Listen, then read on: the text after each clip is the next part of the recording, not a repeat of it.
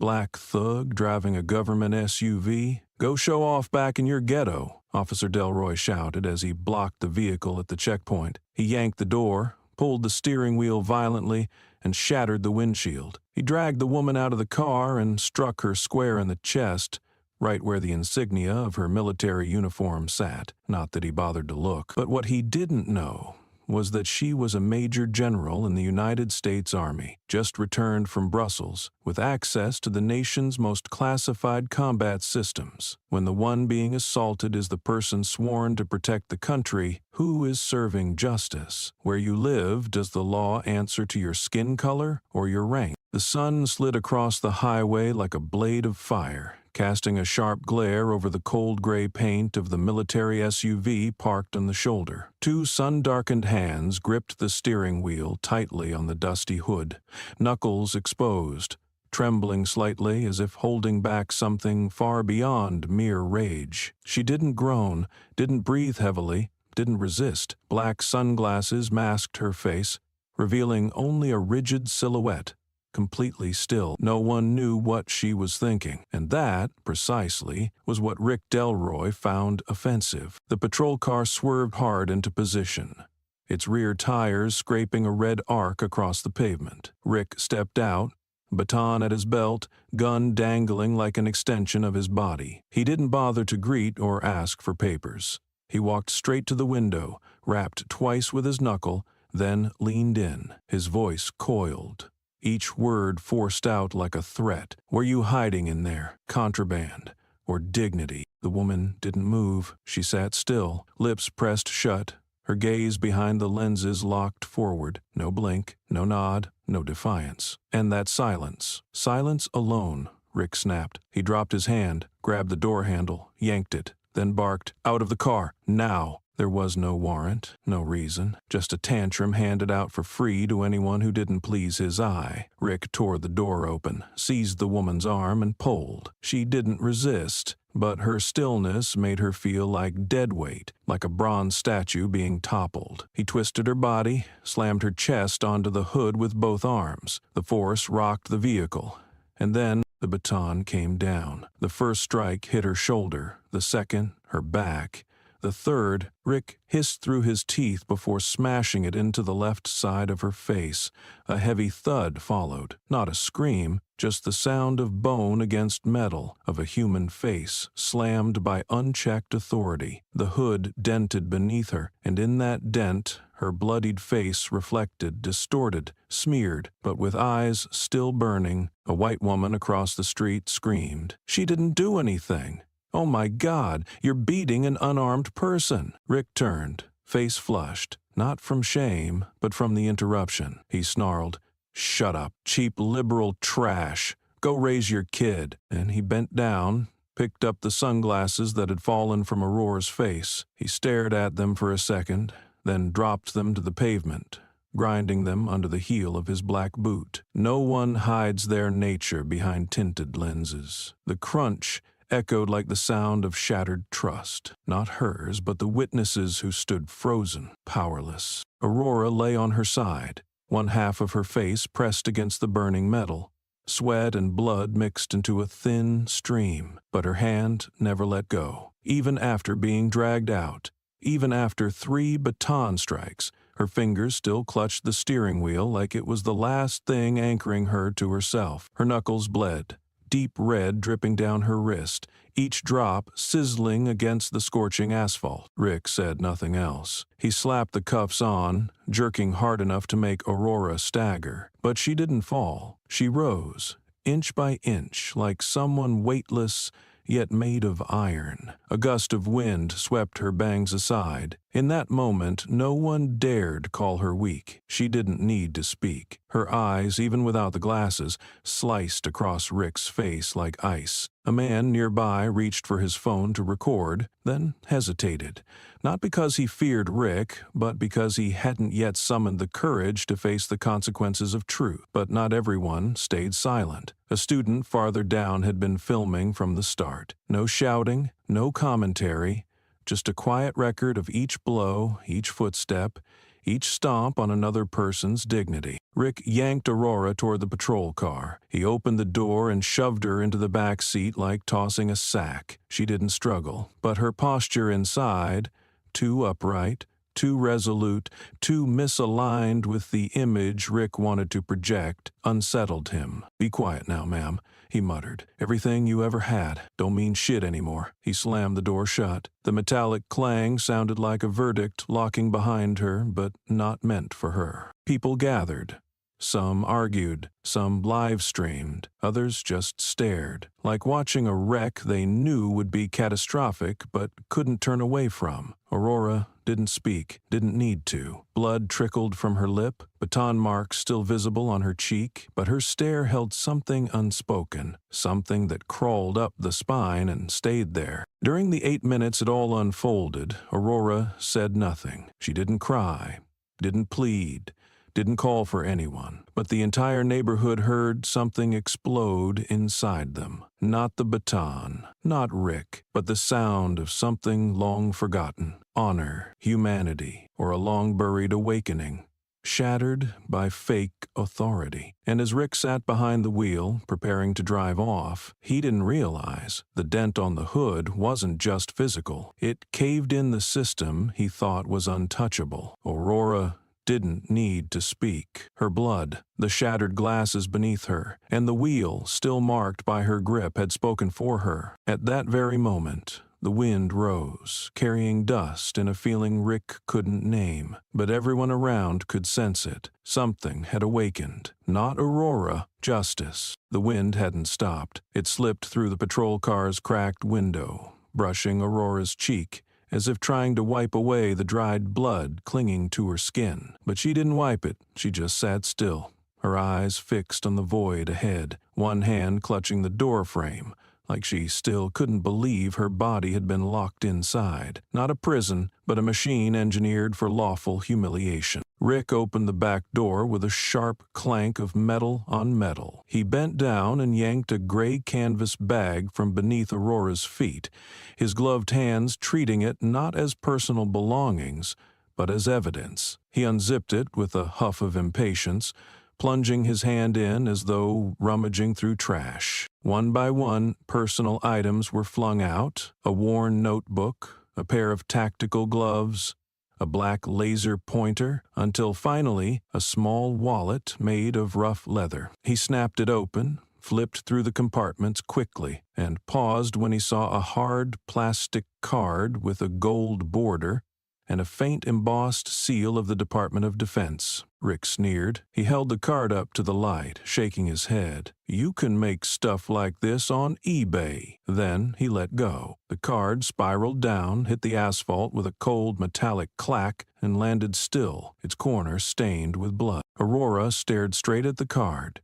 She said nothing. No reaction, no glare, no wince. She simply opened the door and stepped out on shaky legs.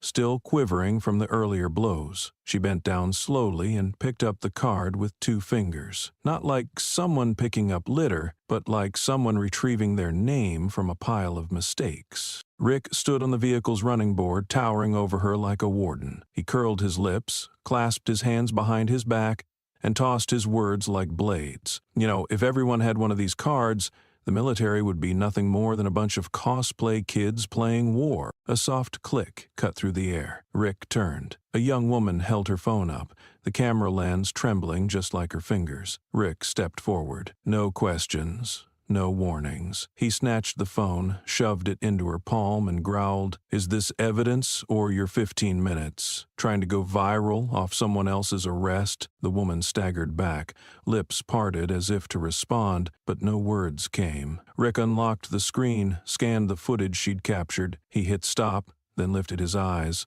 cold as steel, and flung the phone back toward her. "Next time you want to film, capture something worthwhile, like your people getting beat down for not obeying." Another patrol car pulled up across the street. The door opened. A young officer stepped out, glancing at the scene. Varola's still standing, blood still dripping from her cheek, the ID card smeared red in her hand. Rick stood 3 paces away, indifferent. The officer said nothing, didn't step closer, just stood by his car, hand on his hip, as if waiting for orders from someone who didn't exist. Aurora slowly turned around, her back straightened, her gaze aimed directly at the phone camera, still secretly recording from across the road. A sudden gust blew her hair back, and with it, the military ID slipped from her fingers, drifting across Rick's boots. A dry streak of blood followed its path, tracing a wound that hadn't closed. Rick watched the card spin and fall, and didn't pick it up. He stepped forward and crushed it beneath his black leather boot, pivoted, and walked away like he had just flattened a piece of trash. No one said a word, but a child standing across the street froze, not because of the blood, but because of the look Aurora had given that lens. A look without screams, without pleas, just silence, loud enough to choke him, as if he had just witnessed someone being destroyed, not by violence, but by the erasure of their humanity. Aurora bent down again and picked up the card for the second time. She didn't dust it off, didn't wipe the blood. She just looked at it, as if to confirm something beyond a name, beyond a rank, something called dignity. She tucked it into her inner coat pocket, buttoned it firmly, and walked toward the patrol car. She didn't look at Rick, didn't look at anyone. No one stopped her, no one spoke. The entire street felt wrapped in mourning cloth, where the one being beaten remained silent, and the bystanders lacked the right to speak for her. And Rick, he stood there, swallowed by a silence as heavy as stone, unaware that he had just stained something not easily scrubbed clean, the true face of the system he thought he represented. The sun was still blazing, but in Aurora's eyes the world had never looked colder. And then 6 minutes passed. 6 minutes where no one realized they were holding a fuse. 6 minutes of silence after violence, like still water before a flood. 6 minutes after a video, shaky and grainy, shot from no more than 30 feet away on an old phone, was uploaded to an anonymous TikTok account named @Justin4Change. 6 minutes. Then the tone of social media began to shift. No captions, no effects, no background music, just the raw footage. A black woman dragged from her vehicle, her face slammed into the hood, a baton striking her head, while her hand clung to the steering wheel like she was holding on to a world no one else would hold for her. In 6 minutes, the video surpassed 300,000 views within the first 12 minutes. The first comment was just one line. The second, someone say her name. The third, if this happened overseas, it'd already be a riot. 30 minutes later, the hashtag highway assault surfaced.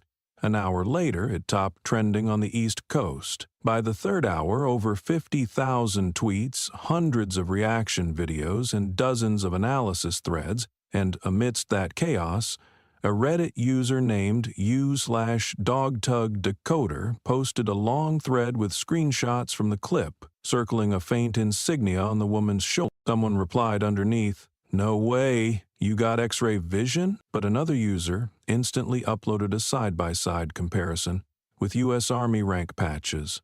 And then, almost immediately after, a comment appeared. Just 5 words. That's her, Aurora Maynard. The one who wrote it was John The Eagle, a retired lieutenant general who served in the first Kandahar operation. The account was verified. Just one sentence, no elaboration, but it hit like a shot fired into silence. The internet exploded. The name Aurora Maynard flooded veterans' Facebook groups, military subreddits, and then spread into political commentary channels, even left-wing and right-wing meme pages. No one agreed on anything, but everyone knew that clip was no longer just about one act of brutality. A former Marine posted an Instagram story, black background, white text. If that's her, Rick just slapped every blood donor to the flag. Another video by a political YouTuber broke down the frame by frame. Left cheek swollen, blood streaming from the eye socket down her mouth. Still no words. I've never seen anyone take that and stand back up. That's not resistance. That's proof. She's been face to face with death before. Each platform reacted differently. On Twitter, young journalists began tagging the FBI. On TikTok, Gen Z users recreated Aurora's gaze. No words, no frown, just that stare. On Reddit, a thread emerged. Who is she? With over 2,000 comments in 5 hours. One read, I'm a former conscript. She saved my unit in Fallujah. If that's her, America owes her an apology. People on a law school Discord server, a senior professor dropped the clip in the general channel with a note. Case study for next week.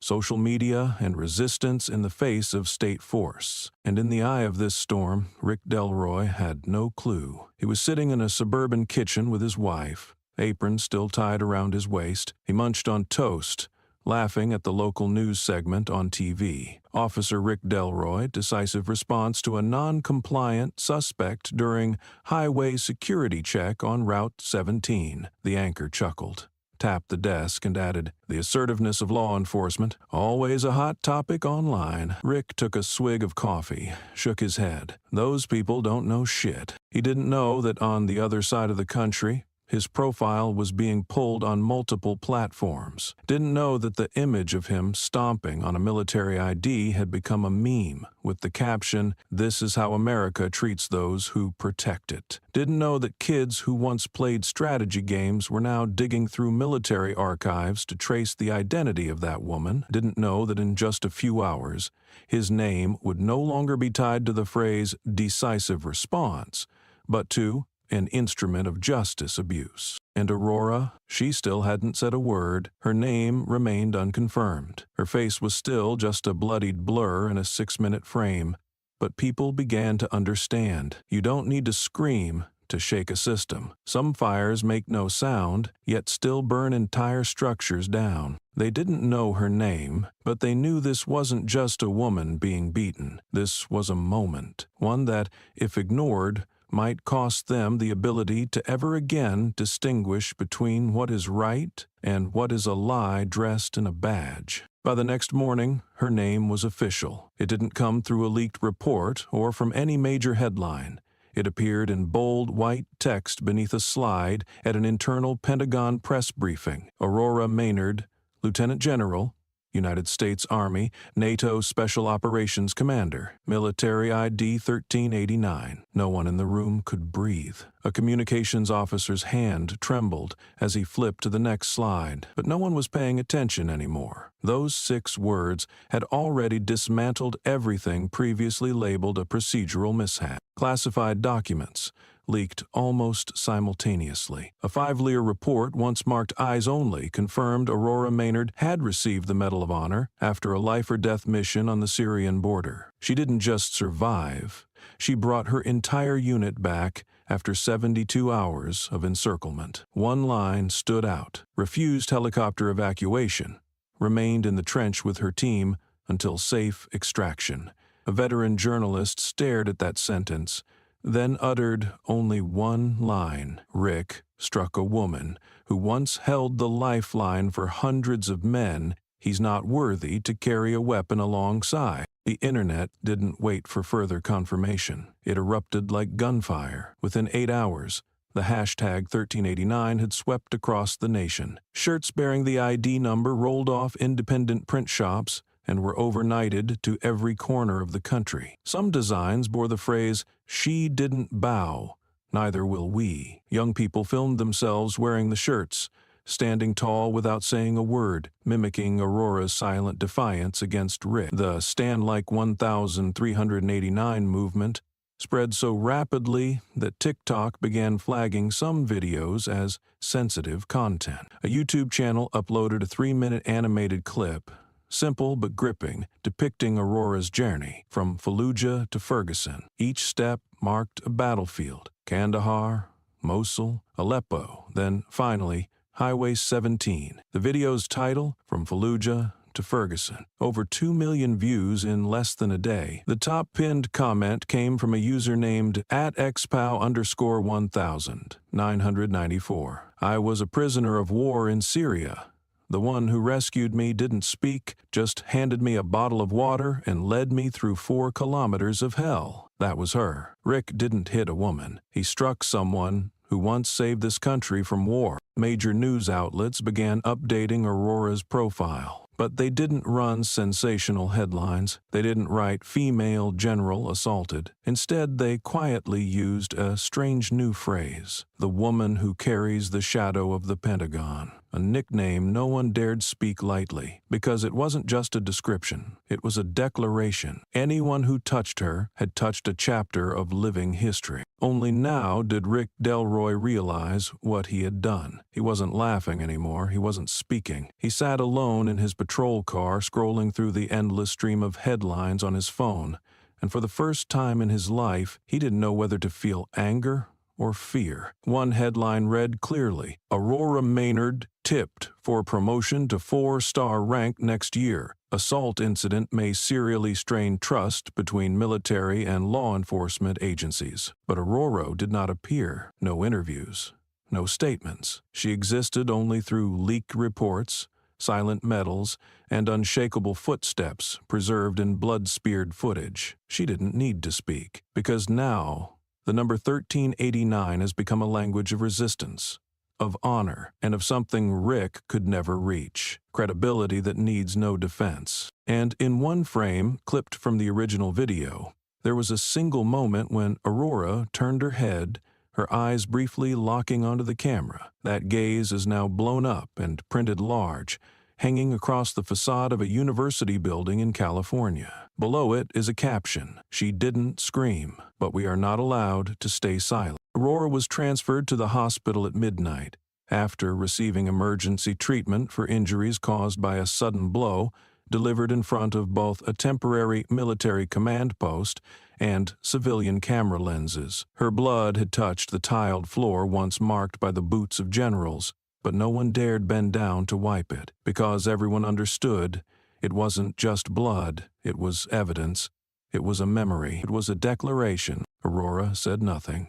From the moment she was admitted to the hospital until the doctor stitched the gash on her lip, she kept the same gaze, not the look of someone wounded, but of someone who had just remembered something long buried, something that could not be put into words, a memory that smelled of scorched earth, of screams, and of a shouted charge strangled by the sound of gunfire. No interviews were allowed, no access to her medical records was granted. Every media request was denied without explanation. But the next morning, on a small table beside her hospital bed, a young nurse found a folded piece of paper, unsigned, written in hard pencil, without punctuation. It contained just one sentence, "Because there were times I wasn't allowed to stand. I stand this time." There were no tear stains, no pleas for sympathy, but those words alone made the hospital press room as crowded as a congressional hearing. People began to wonder, what were the other times? Which battlefield? Which meeting room? Or was it the moment Aurora was forced into silence over a decision that bore no fingerprints but carried her name on the report? No one knew, but everyone sensed this time she wasn't stepping back. A war correspondent, passing through the hospital corridor by chance, captured a single moment. Aurora standing between two sliding glass doors not fully closed, backlit by sterile light, wearing a uniform shirt still unwashed, with dried blood streaked beneath her chin. Her expression wasn't one of pain. It was the same gaze found in archival photos from Fallujah, Khost, or Marja, the look of an officer who had lost comrades, but never lost the reason to keep fighting. The photo didn't spread through news outlets, but through the hands of young soldiers. A former infantryman from the 421st Regiment shared under a repost. "I used to shake in the trenches, gun-heavy, hands frozen, but she walked past me like fear didn't exist. Not because she was fearless, but because she refused to let fear exist where someone still needed a way forward." Aurora offered no words, but the words of others began forming a map of honor that no institution could erase, just like how the original eyewitness, the one who filmed the punch, received a letter with no return address, mailed anonymously. Inside, only one sentence: "Thank you for not staying silent." The letters were cut from old magazines and glued together with dry adhesive. No fingerprints. But the recipient understood. Someone was protecting him. protecting his right to tell the truth. Even if it wasn't beautiful, wasn't comforting, Aurora still made no statement. Instead, she signed a document delivered to her that very night, a decline to prosecute form. She refused any form of personal retaliation. She didn't want anyone cuffed on her behalf, didn't want anyone fired over a single strike. But she knew the very act of restraint would leave the system more rattled than any outcry. And then, as if a silent domino had been tipped, official responses followed, not because she demanded them, but because the public did, not by her will, but by the people's. An internal investigation was launched within 12 hours of Aurora's declination form appearing in the secure record system. No one had forced them to act, but it was the way she didn't demand that made inaction impossible. The national television network interrupted morning sports coverage to update developments at Central Military Hospital. A senator, once rescued by Aurora during a raid in Kandahar, appeared on CNN with a shaking voice. "I'm alive today because of her, not because of a punch, but because she took a bullet for me. Anyone who strikes her didn't strike a person. They struck the honor history has entrusted to us." And amid all this uproar, Aurora remained standing, like a bronze statue not yet cast, but already casting a shadow. No speeches, no posts, no appearances, only dried blood. Still on her lips, the same unwavering gaze, and that piece of paper still resting there, untouched by even the boldest hand, because everyone understood. It wasn't a punch, it was a memory awakening. And once memory awakens, not even the government can command it back into silence. No one remembers exactly who asked the question first. It might have been a young council member, his nameplate still crisp on his collar. It might have been the senior female attorney who had sat on the committee for 17 years, expressionless but never once looking away from the file. But what everyone remembers clearly is the opening line. If she weren't a lieutenant general, would her name even be mentioned? No one answered. No one wanted to answer, because the question wasn't directed at any one individual. It was aimed at the entire long row of officials seated beneath the white lights of the city council chamber, a place where every word was recorded, where every heavy breath could stir public outrage. Police Chief Edwin Blake sat at the center of the table, still in uniform, chest full of medals, but his forehead drenched in sweat, not because he was directly at fault,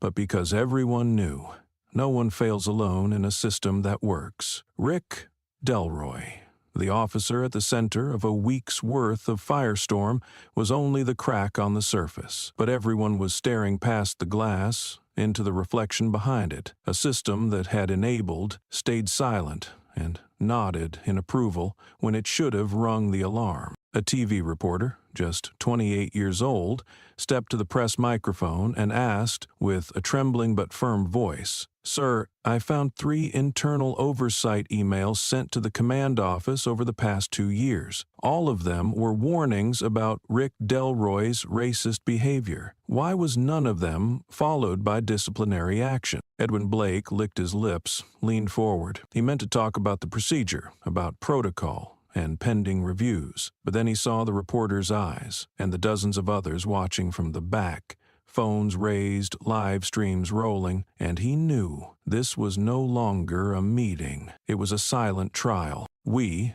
are conducting an internal audit," he replied. His voice was like stone, but no one believed it. And then, without warning, a middle-aged officer seated in the back suddenly stood. His cap fell to the floor. He walked slowly to the front of the chamber, removed the badge from his chest, and laid it on the table, right in front of the chief. "I will not let this badge die with my conscience." His voice was hoarse, but every word slashed through the air. "I used to believe that serving the people was an honor, but if silence in the face of wrongdoing is part of the job, then I have nothing left to bargain with." He didn't wait to be stopped, didn't bow, didn't hesitate, just walked straight to the exit, leaving behind an empty chair and a packed room that suddenly felt cold. A leaked file began spreading from an internal reporter's computer. It was an old FBI dossier, one Rick Delroy had submitted when applying to join a federal rapid response unit.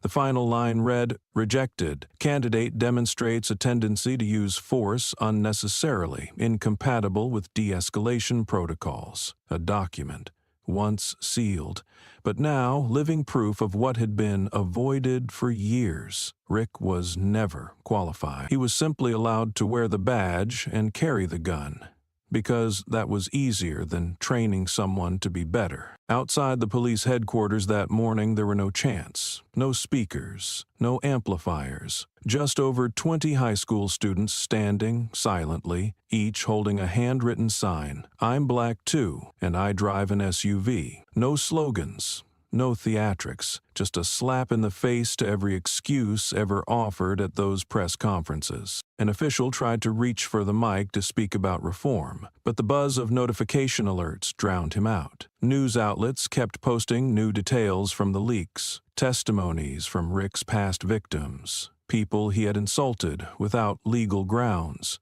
witnesses who had seen him pull a gun over a look he didn't like. Every story wasn't just an accusation against Rick. It peeled back layers of a system that had shielded him for far too long, far too quiet. Rick had yet to surface, but his name no longer represented a man. It had become a symbol of a truth. Behind every abuse in the dark, some lights never turned on. People who knew but didn't speak. Reports that were folded and filed away. Justifications like, "It was just a momentary lapse." And at the far end of the chamber, a silver-haired professor of criminal law, her eyes sunken but clear, stood up and gently placed a hand on the printed investigation report. She didn't look at anyone directly. She simply asked into the space before her, "Who's to say it won't ignore something 3 times? Who's to say it won't ignore a 4th? No one dared look up, not because they didn't have an answer, but because they were the answer. And no one, not even those who never signed an order, could distance themselves from the storm that had now pulled the entire mechanism into its spin. Chief Blake looked down at the badge his fellow officer had left behind. In the yellow light of the chamber, it no longer gleamed. Just like honor, once it's fallen to the floor, no authority can pick it up without leaving fingerprints behind. He jolted awake at 3:12 IMM, not from a nightmare, but because the phone rang 3 times. It then stopped, followed by a text message with no sender name, only 8 words. "Stay put. There's a federal investigation." Rick Delroy sat up straight in the dark, heart racing in irregular bursts. The room felt stifling, as if the ceiling had just dropped a few inches. He looked around. The cramped apartment, old wooden walls, the TV still glowing faintly with a replayed news broadcast. He couldn't recall what time he fell asleep, nor remember the last time he slept through the night. Maybe it was before his fist hit Aurora Maynard's face, or maybe it was long before, back when he still believed power was a weapon and the law just background noise. He touched his phone, thumb trembling slightly. The screen lit up with a breaking headline. Second video released. New angle shows Officer Rick Delroy slamming Iltern General Aurora Maynard's head into the hood before striking. The line dragged on, blunt, brutal, with no need for interpretation. He didn't remember anyone filming. He didn't think he had crossed the line.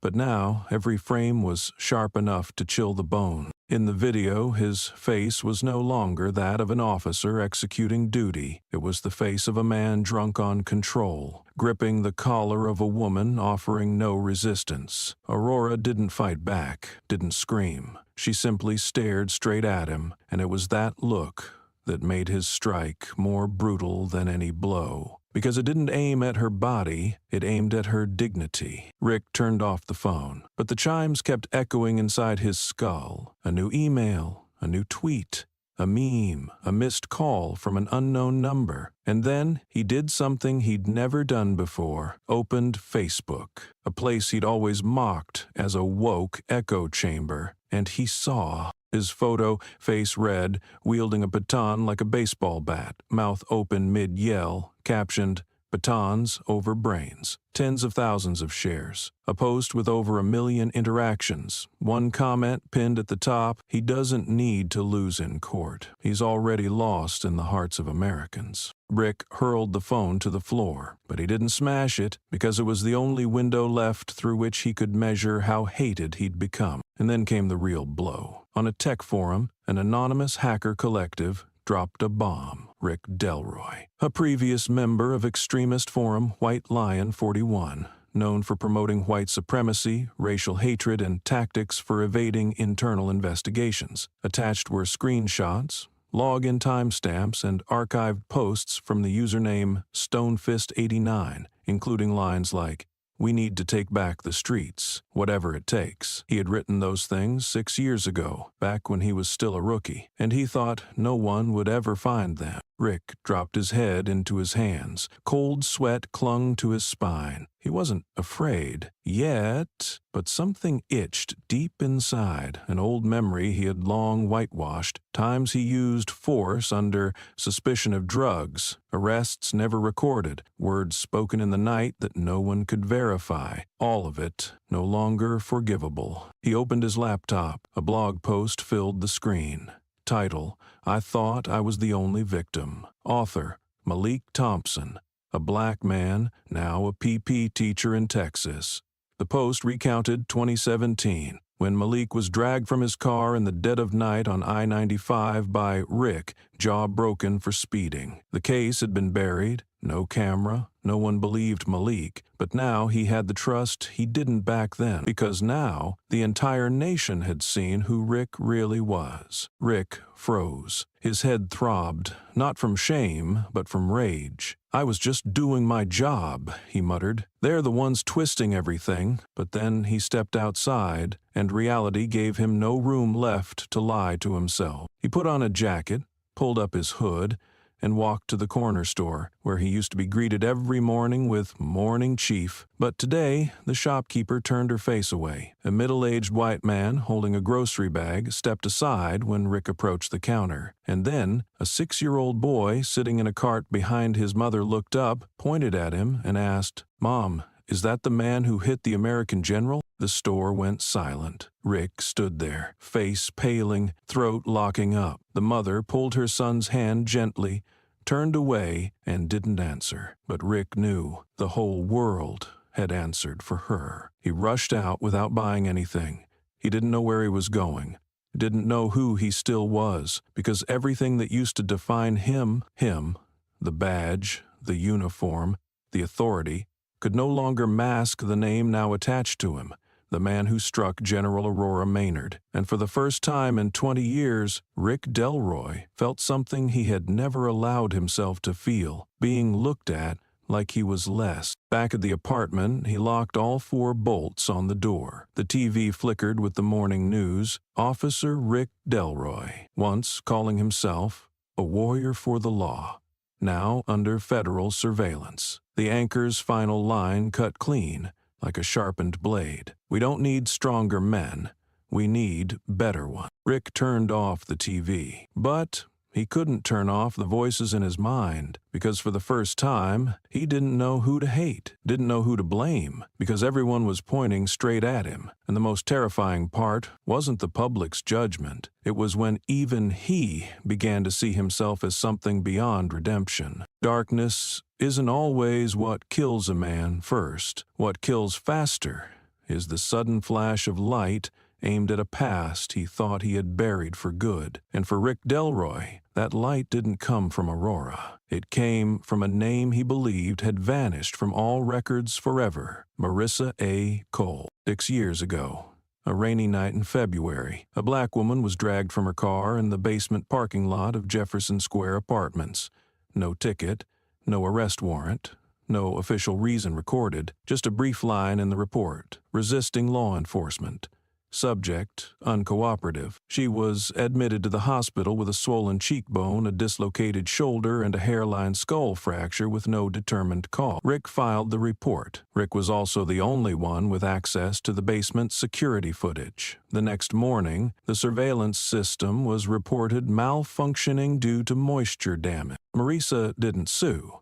Not because she didn't want to, but because no one would believe her. No footage, no witnesses, no proof that Rick had done anything wrong, except her face. And in a system where there's no ink on the paper, even blood carries no weight. But Aurora changed everything. Like an old splinter pushing back through the skin, Marissa's case was suddenly pulled out of the archives. An independent investigative team, commissioned by the state's attorney general, began combing through all records tied to Rick Delroy since 2015. On the third night of the investigation, they found a hidden data log documenting unusual access to the Jefferson Square surveillance system exactly 3 minutes after Marissa was placed in the patrol car. The access came from Rick's computer. Purpose: delete camera 4. Marissa's old injuries were sent to a forensic specialist. For 6 years, she had lived in silence, carrying the residue of a truth no one accepted.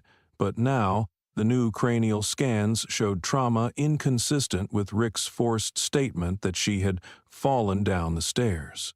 The depth, the angle, the fracture pattern, they all matched Marissa's original account. He slammed my head into the car door 3 times, then told me to say I fell during a struggle. The report landed on the desk of senior investigator Marcus Bell, a man who had kept quiet for years, but this time had no more excuses. In front of a live camera, he looked directly into the lens and said, "If not for Aurora's case, these files would still be buried.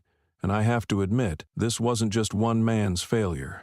It was systemic." The press room felt vacated of air. A young journalist in the back row whispered into his recorder, "We built a checkpoint, but never checked who held the keys." Meanwhile, in another wing of City Hall, a 7-page report was unearthed. Inside was a list of 5 incidents directly tied to Rick, all dismissed. The reason: referred internally for disciplinary review, but there were no discipline records, no names of reviewers, only unsigned summaries, and a stamp that read, "Case closed." The question now stood clearer than ever. Who had protected Rick all these years, and why? Amid the storm, an old name resurfaced. Carl Behrman, the attorney who once defended Rick in Marissa's case, was now the one filing a formal petition with the Judicial Oversight Council to permanently remove Rick from the force. When asked why he turned on his former client, he offered only a dry smile. "Back then, I thought Rick was just a victim of public bias. Now, I know he used that bias to legitimize brutality. I'm not filing this out of bitterness. I'm filing it because I've realized I once enabled a monster who smiled before he struck." The press called the reopened case a stab from the past, not because it inflicted new wounds on Rick, but because it pierced through every layer of excuse, exposing a deeper truth. Rick didn't fall because of Aurora. He had been falling for years, and the system simply prolonged that descent under the guise of lawful neglect. That night, Aurora was seen for the first time in days, standing in dim light, watching a large screen in the hospital's conference room. She didn't speak, didn't nod, didn't shake her head, just a slight furrow of her brow, as if confirming something she had long suspected. Evil never arrives alone. It comes with the permission of those who choose not to know. When Rick heard the Marissa case was reopened, he punched the bathroom wall until his hand bled. Blood streamed down his wrist. He screamed, but this time no one heard. No one defended him. No one stood by his side. He collapsed to the floor, back pressed against the cold tile, his hand still wet with his blood. And the first thing he felt wasn't pain. It was cold, cold from within. The kind of cold that settles into a man who once believed he was untouchable, only to learn that some things cannot be erased when it's history itself rewriting the file. Wednesday afternoon. No rain, but no one could forget the cold that seeped into every pore as the door to Defense Chamber 4 creaked open. Lieutenant General Aurora Maynard didn't walk in like someone arriving to speak. She entered as if each step was returning weight to the empty chair at the heart of the system, the chair long left vacant because people were too afraid to hear the truth. There was no introduction, no background music, no one is speaking on her behalf. Aurora stood tall in the center of the hall, uniform crisp, a small scar at the corner of her mouth not fully healed, and her gaze neither resentful nor confrontational, simply impossible to look away from. She didn't begin with any hollow expressions of gratitude. She didn't invoke Rick's name. She just spoke, her voice steady and slow, each word exhaled from lungs that once knew the taste of battlefield smoke. The first time I entered a combat zone, I was 26. Someone said I wore my rifle like jewelry. Another asked, "How do you plan to survive with shoulders that narrow?" I didn't answer, because I knew only those who survive have the right to tell the story. The room fell silent. No one moved. Every camera pointed at a woman who made no effort to dramatize, no attempt to rally, no need to shout, yet every word fired like a bullet piercing through the polished lies of those who had once sat there, blind by choice. I once stitched my wound in a trench. After our medic was killed by a blast 5 minutes earlier, I used tent thread, pulled a needle from the emergency kit, and had no anesthetic. I could still hear my squad screaming, but I didn't stop, because if I fell, there'd be no one left to lead them out. Her tone never shifted, still steady like a monitor in a trauma unit. But that very steadiness chilled the room, as if she was reading a history everyone knew had been torn from the record before it could be written. I once carried the body of a fallen comrade, his face nearly gone from shrapnel, back to his mother in Florida. I sat on her porch, urn in hand, and said I promised him if I made it, she wouldn't have to hear it from a Pentagon voice on the phone. She didn't cry. She just held my hand for a long time, and that was the first time after the war I didn't want to let go. An aging retired general, seated at the far right, once the same man who in a 2012 meeting barked, "Shut up, you don't understand strategy," at Aurora, now quietly asked permission to stand. No one told him to, but everyone understood. Some honors aren't held by sitting higher, but by knowing when to lower your head. Aurora didn't look at him, didn't need to forgive. She continued, "The battlefield was never where I fell. It was where I learned how to stand. And when I returned, I thought I'd never need to use what I learned in a place that smelled like blood. But then I was struck, not because I was wrong, but because someone believed they had the right to strike. And I stood up, not because I was strong, but because I knew I couldn't let that become normal." Still, she never spoke Rick's name, not once, but each word she spoke carved into him, not with a blade, but with memories he would never be worthy of understanding. The man who hit me is not the one I fear. I fear what allowed him to believe he wouldn't pay for it. I call him the one who didn't know he just opened the gates of hell. But hell doesn't come from below. It comes from the silence of the highest seats. No applause, not because her words lacked weight, but because every hand was clenched, trying to hold on to her words as if gripping their spines. One senator wiped his glasses. A journalist set down his pen, understanding no headline could capture the gravity of that afternoon. Aurora glanced around once, didn't raise her voice, didn't bow her head. She ended with one final line, then turned to leave, as a commander might end an order not to command, but to awaken. We've sent thousands through war to defend this nation. Don't let the nation become the thing that teaches them to stand up all over again. No one dared call her back, because everyone knew her words required no reply. They only needed to be heard, and for the first time someone truly listened, not with ears, but with shame, with responsibility, with the cold that rises straight from a fractured conscience. Because today, it wasn't the battlefield that judged them. It was history. The moment Aurora's final words ended, America began to rise. Not in unison, not by command, but by instinct, of a people who had stayed silent for far too long, and now refused to sit another second more. Congress convened a special hearing within 48 hours after her speech. The Speaker of the House didn't hold a press conference. He simply stood in the chamber, holding up a folded, frayed copy of Aurora's dossier, and declared, "This is a subpoena for the indifference that led us astray." No one applauded. but hundreds of microphones clicked on. The flag didn't flutter, but every pair of eyes in the room burned with fire. The Department of Justice formally announced a full-scale criminal investigation into the entire city police department. Not just Rick, but every edited report, every audio file, lost to signal interference, every internal disciplinary slip once stamped case closed due to insufficient evidence. A department spokesperson stated plainly, "It's time we stop prosecuting individuals and begin holding accountable the systems that produced them." On the wall of a high school in Wisconsin, a 14-year-old white boy stood under the snow, holding a cardboard sign. "My child won't call them colored, he'll call them people." No camera crews, no teachers nearby, but the photo of that boy standing alone was shared over 1 million times in one day, because for a fleeting moment, America recognized itself again, not in strength, but in awakening. One national TV network refused to replay Aurora's speech, citing it as inconsistent with a neutral editorial stance. 3 hours later, over 100 brands, from banks to high-end fashion labels, announced they were pulling all advertising. A spokesperson from the country's largest electric car company said only, "If truth makes you uncomfortable,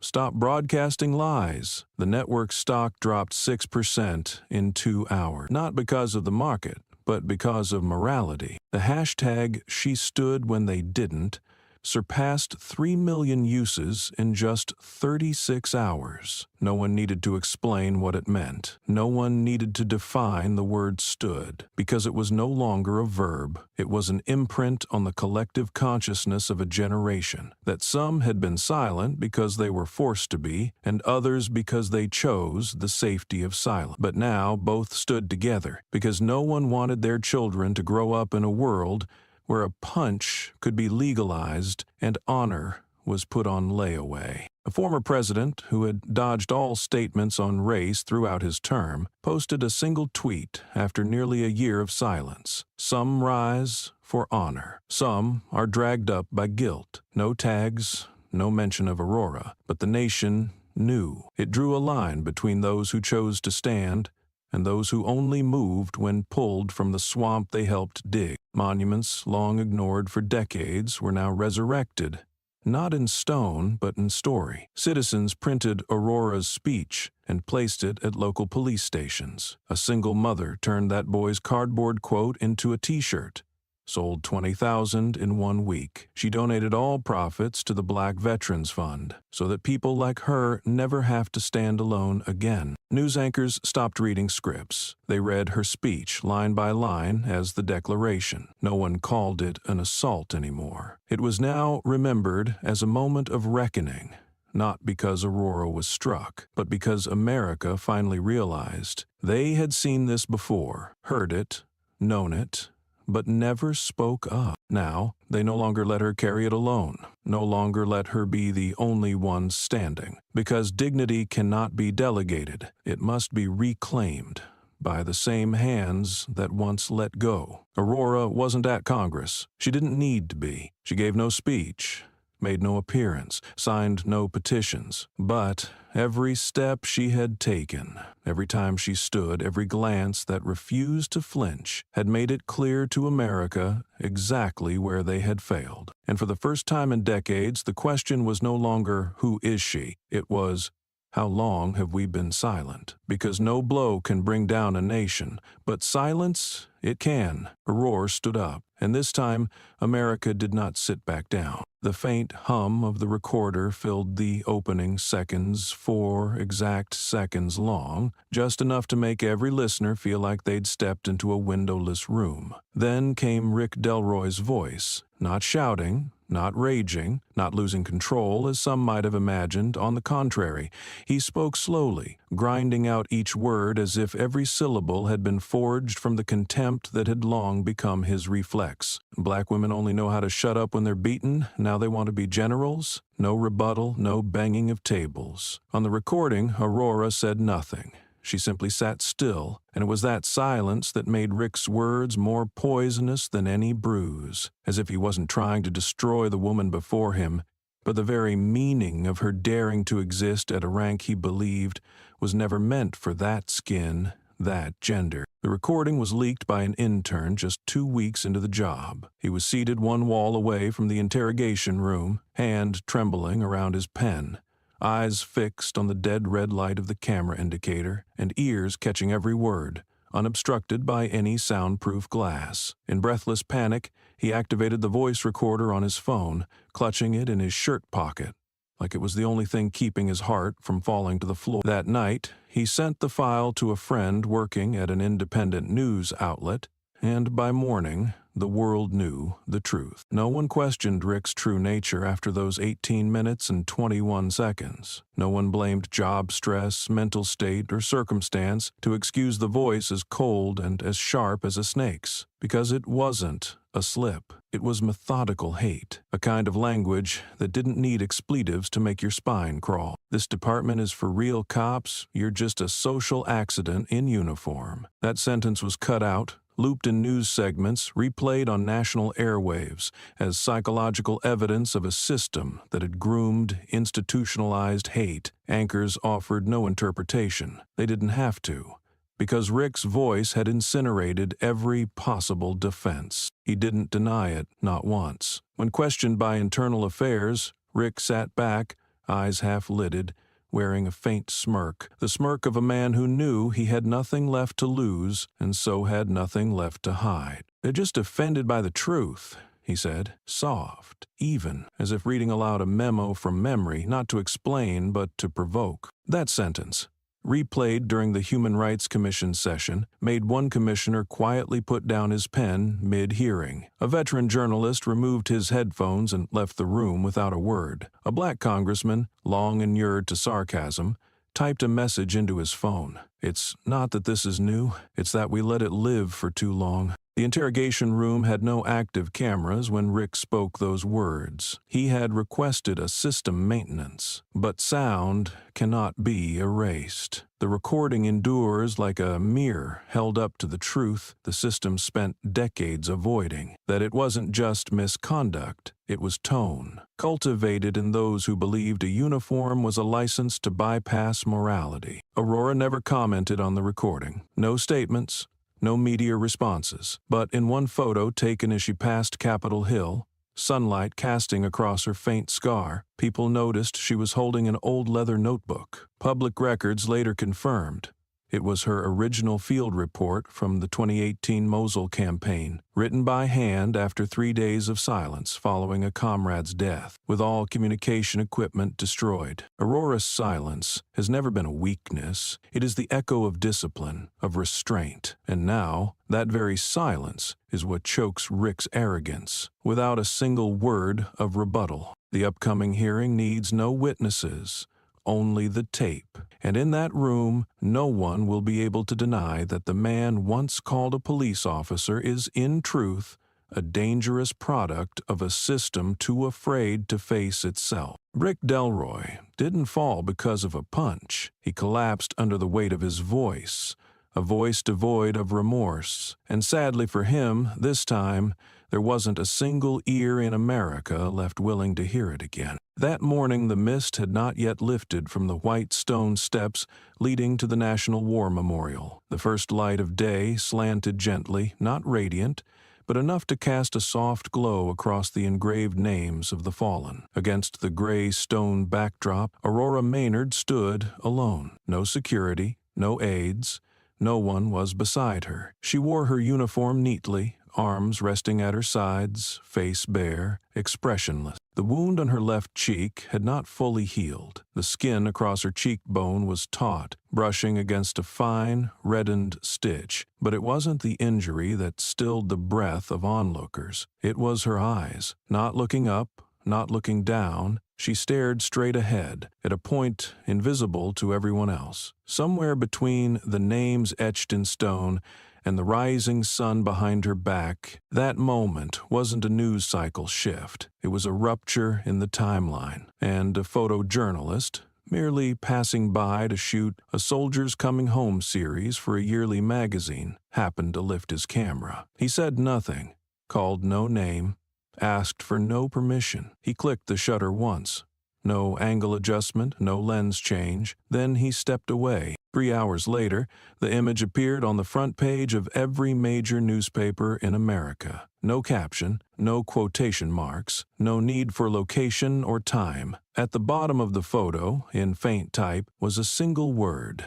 The image was placed beside a picture of Rick Delroy, face flushed red, mouth agape, baton raised mid-rage during a prior interrogation. 2 photos, 2 extremes, needing no commentary. One was of a woman who said nothing, but made the nation hold its breath. The other, a man who never stopped speaking and dug his own grave with every word. The media used no headlines.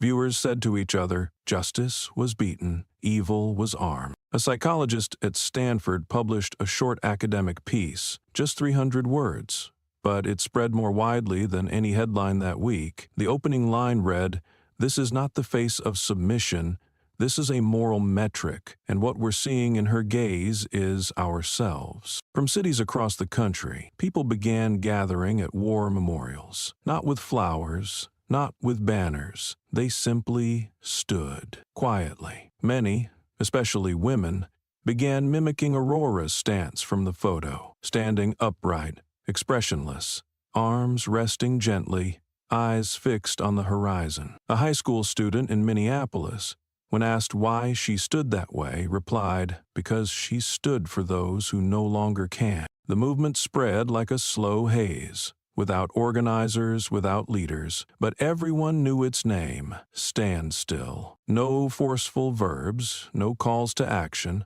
just a single frame. In days, photos surfaced nationwide of people standing in front of monuments, walls, schoolyards, hospital corridors, replicating the exact posture, the tilt of the head, the gaze. Nothing dramatic, but everyone knew they were trying to imprint an image that no longer belonged to a person, but to the memory of a nation that once stayed silent, once bowed its head, looked away. Now, they stood. Aurora did not comment on the photo, didn't repost, didn't reference it, but one retired soldier in Texas wrote beneath a social media post, "This image doesn't need her to explain. It has already delivered the verdict." When a photography magazine requested rights to exhibit it, the photographer declined any form of profit. He simply replied, "I didn't take it to sell. I took it so people would remember." No one who looked at that photo still asked who Aurora was. No one needed to hear her speak,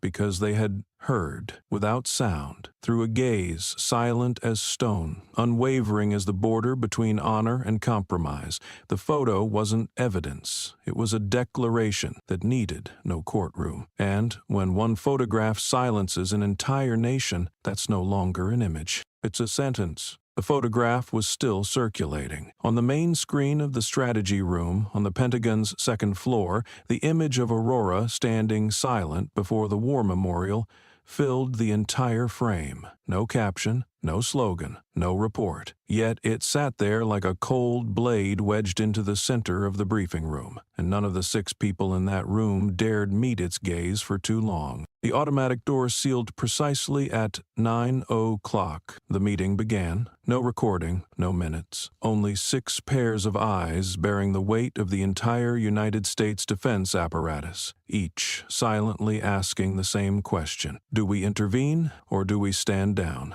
The Deputy Secretary of Defense opened with a sharp, unfiltered statement: "Aurora Maynard didn't ask for protection, but the public assumes we will protect her, and if we do nothing, that assumption becomes an indictment." No one responded. An Air Force general glanced across the table. A policy advisor leaned forward, opening a red-flagged dossier titled Emergency Messaging Strategy. But before she could begin, an Army general, gray hair cropped tight, voice graveled, spoke flatly. If we stay silent, this uniform becomes nothing more than paint covering a rotting structure. No one contradicted him, but no one nodded either, because in the heavy air of that room, every decision was no longer personal. It was a strategic inflection point for a system long accustomed to managing silence with the language of procedure. A national security aide floated a proposal. We could consider deploying Lieutenant General Maynard overseas, under the guise of an official assignment, to reduce media exposure during this period, not to exclude her, just to preserve institutional posture. Before the sentence finished, another official, who had been silently flipping pages since the meeting began, spoke up for the first time. Sending her abroad is just a polite form of exile, and this time the public will know. A full minute of silence followed. Then the proposal folder was pushed aside, never opened again. At that very moment, a leaked internal email surfaced across social media. The highlighted sentence, emblazoned with the Pentagon logo, spread like wildfire. We are not just dealing with an assault. We're dealing with a collapse in national ethics. No one claimed authorship. No one confirmed the source. But the public didn't care. For the first time, they believed in a statement with no spokesperson, because it was more honest than any official press release they had ever heard. Aurora continued to ignore every call from the Department of Defense. Her personal secretary confirmed. She accepted no scheduling, no briefings, no responses. She sent just one line to the policy office. "Thank you, but I don't need to be rescued." That sentence was printed and placed in the center of the conference table, like a ceasefire order on all justifications. No one spoke of it again. Because any interpretation would reduce its strength, that refusal, cold, precise, and commanding, carried more force than pages of official declarations. The session adjourned at 10:17. No resolution. No statement. Only one truth remained, silently understood. Aurora didn't need anyone to speak for her, but if the system failed to speak at all, then it would be the system itself on trial in the end. And for the first time in many years, the Pentagon realized not every war starts with gunfire. Some begin with a gust of wind and end in the silence of those who once believed they could remain outside. Rick walked into the hearing room like a man stepping onto a scaffold with no restraints. No handcuffs, no chains. Yet the weight of 36 stairs pinned him more firmly than any shackle in the history of justice. His seat had been marked since dawn, the nameplate positioned with bureaucratic precision. Chief of Police Rick Delroy summoned witness under Article 7, Federal Hearing Procedures Act. There was nothing unusual about the lettering, but what cast the room into a leaden silence was the man seated to his left, a black congressman, a former military officer whose scars came from real battlefields, not the kind of crime-fighting heroism Rick once boasted about on local news. The hearing didn't begin with a gavel. It began with a question as blunt and cold as steel. "Mr. Rick Delroy, in the video, recorded on April 6th, you struck an unarmed woman who showed no signs of threat and had no warrant against her. Tell us, was it suspicion or her skin color that drove you?" Rick didn't lift his eyes. He stared directly at the space between two microphones, where a coiled black cable bent like frozen blood vessels. He blinked once. No answer. No trained justification. Only the faint sound of a page turning to his right. A congressional aide checking his original statement, in which Rick had sworn, "I don't discriminate, I act on trained instinct." A young congresswoman, with cropped hair and fire in her eyes, leaned into the microphone. "And what exactly is your instinct? To punch a woman without asking her name, or to dismiss anyone who doesn't share your skin tone?" Rick swallowed. The motion was nearly imperceptible, but the close-up cameras broadcasting live nationwide caught it. Every twitch, every slight discomfort, scrutinized not by pixels, but by a nation starving for truth. Another lawmaker, gray-haired, black, his voice slow and deep like a church bell, didn't read from notes. He simply looked up, met Rick's gaze, and said, "I'm not shocked by what you did. I've seen worse, back during Jim Crow. But one thing I can't stay silent about is how you looked at her. Not like a citizen, not even like a suspect, but like an object, like something unworthy of existing. That look, it's not listed in any report, but it kills justice just the same. No one added a word. The room froze. Rick shifted slightly in his seat, but he didn't dare pull the microphone closer, didn't dare speak, because he knew whatever came out of his mouth now wouldn't be a defense. It would be a revelation, and he had no words left to mask the hollow core of a man who once wielded the law to replicate hate. At the back of the room, footsteps echoed, not hurried, not theatrical, no announcement, just the soft tap of a polished black shoe on marble, like the tick of a countdown clock. Aurora Maynard entered. No insignia, no rank, no introduction, but everyone stood, not out of protocol, but because the moral gravity of the woman who entered had just rendered every chair too light to hold a body. Rick didn't see her come in, but he felt it in the chill that ran down his spine, not from the air conditioning, but from the compression of atmosphere, when the undeniable steps into a room like truth incarnate. Aurora didn't sit. She didn't need to. She stood between the rows of seats, facing Rick. 3 seconds. No more. The look wasn't accusatory, not bitter, not vindictive, yet it was the most complete indictment Congress and the justice system had ever witnessed. A look heavier than 100 hours of debate, deeper than 1,000 pages of legal briefs. Because it didn't argue, it simply saw what a nation had long tried to unsee, the raw truth of how we assign value to human life. Rick lowered his head, not in shame, but because he didn't know where else to look. Ahead were questions with no answers. To the left, staring he couldn't deceive. To the right, cameras that wouldn't spare him. And behind stood the woman who once spared him with her silence, which now made forgiveness impossible. Rick pulled out a handkerchief. For the first time during the entire hearing, his hands trembled. Not from pressure, but because his body had lost the ability to resist the force of conscience. He touched his forehead,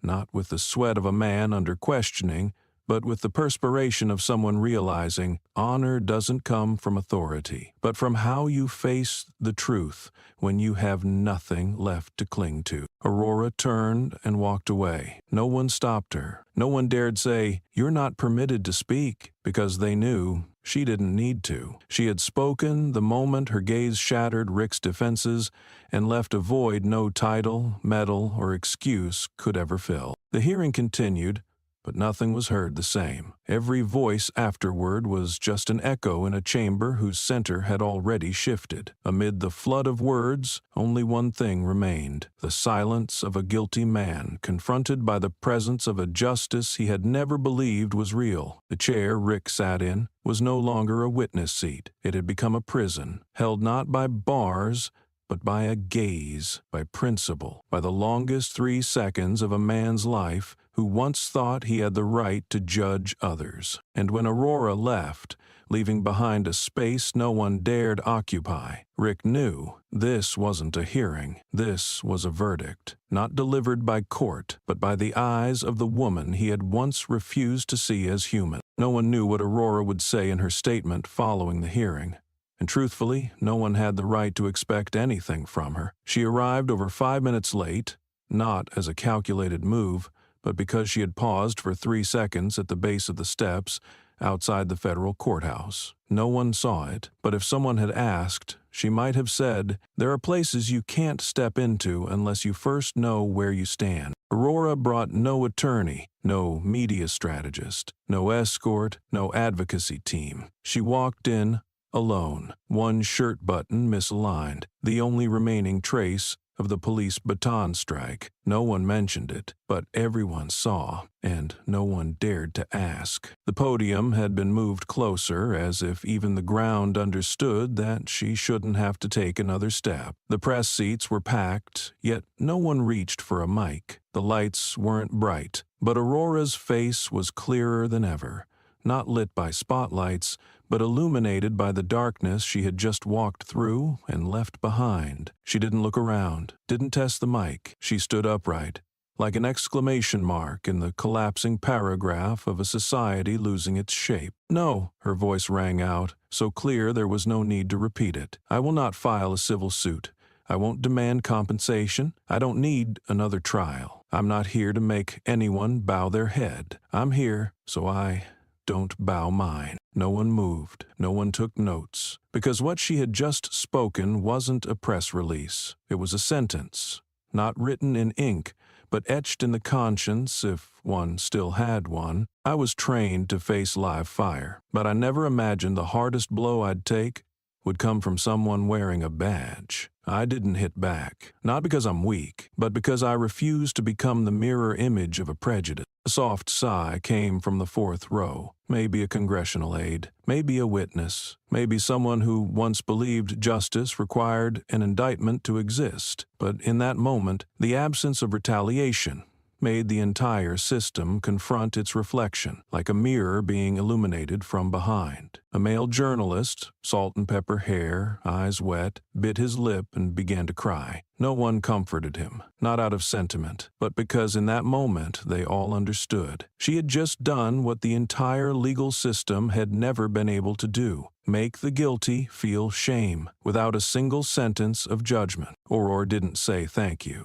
didn't offer greetings. She simply stepped back from the mic, not as a retreat, but as a gesture to return the space to those who once believed they owned it. She stepped off the platform, slowly, one hand on her bag, the other calmly fastening the third button, the one torn off by Rick's blow. No one helped her. No one dared extend a hand, because that action wasn't meant for an audience. It was the act of stitching herself back together, an unspoken declaration. "I don't need healing, I just need to stand." No cameras clicked, because no photographer dared intrude upon the silence, now compressed into something sacred.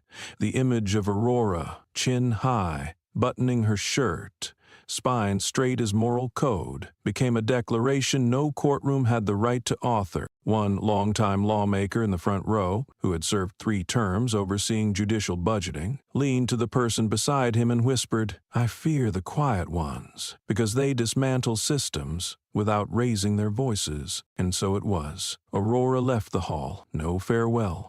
No demand for justice, but also no permission for anyone to believe their obligations were over. No one escorted her, but everyone stood, not out of respect, but because they could no longer sit when faced with the thing that made them ashamed of themselves. She didn't need to sue, because the wrongdoer had already been unmasked in the court of public opinion. She didn't need damages, because every excuse uttered by the system had already become a debt of honor it could never repay. She didn't need to win a trial, because she had done what no one else had, walked through fear without letting it bend her spine. Aurora Maynard said nothing more, but every step she took out of that courthouse was a hammer nailing shut the coffin of a justice system that once believed itself untouchable. And on that day, no one remembered any other speech. Only one line remained. "I don't need to win a trial, I just need not to bow." That wasn't a statement. That was judgment, delivered not just to one man, but to an entire culture that once believed silence meant defeat, never realizing. Some people, by simply standing, can bring down everything built atop the knees of others. Rick arrived on a Tuesday afternoon, unannounced. It wasn't raining, but the concrete tiles outside the military training center looked as if they'd just been hosed down. Slick, cold, not because of the weather, but because of what he carried with him: a wrinkled suit, 2 empty hands, and an apology that no longer held value. The gate wasn't closed, but it wasn't open either. It simply stood there, an indifferent witness to what was about to unfold, between a man who once gave orders by shouting and a woman who had never needed to raise her voice to make others stand down. Aurora wasn't surprised to see him. She didn't pause when she noticed his familiar figure standing at the edge of the training yard, where cadets had just finished their afternoon weight circuit. No one saluted him, no one approached. Only the wind rustled through the row of national flags, lifting the fabric high, guarding, it seemed, the invisible border between honor and disgrace. Rick stepped forward. Each step is slow but uncertain, as if even he didn't know what was holding him back or pushing him forward. When he was barely 2 steps away from Aurora, he stopped. His breathing was shallow, not from fatigue, but from the knowledge that his words now had no power to justify, only to plead. I've lost everything," Rick said, his voice rasping like stone dragged across cement. "Title, badge, rank, friends, family, everything. I just ask you, please give me your forgiveness." No response, no movement. Aurora stood as she was, hands clasped behind her back, eyes not on him, but toward the distant firing range, the target's featureless silhouettes. Koivu had once been aimed at by those willing to die for the country. The man in front of her had only ever used people as targets to satisfy authority. Rick faltered. His voice collapsed like a column losing its foundation. "Just one word, please." Aurora turned her head, not toward him, just slightly, enough for her voice to break through, precise, sharp, leaving no room for excess. "You didn't insult me. You insulted an entire generation that bled for this nation." Rick froze. His head dropped,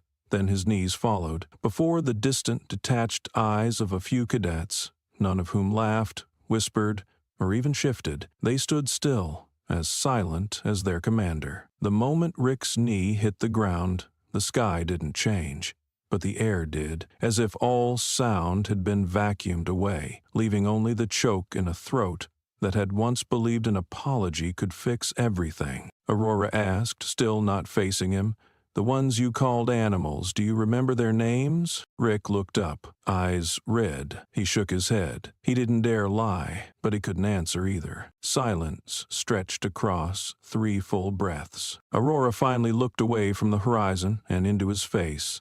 For the first time since he'd entered the gate. Her gaze wasn't searing, wasn't furious, but it cut so clean that Rick had to look away, as if it had sliced without spilling blood. He reached out, trying to touch her hand, not out of malice, but out of desperation, afraid she might leave before saying more. But Aurora withdrew her hand, not forcefully, no extra motion, just a simple recoil, and his entire frame crumpled like a severed bowstring. She spoke one last time. "Want redemption? Start by remembering who they were." Then she turned her back. Rick remained kneeling. No one told him to stand. No one helped him up. Aurora walked away as if she had never stopped, as if no one had just begged before her, as if the deepest humiliation one could suffer wasn't to be refused, but to be ignored. And Rick understood.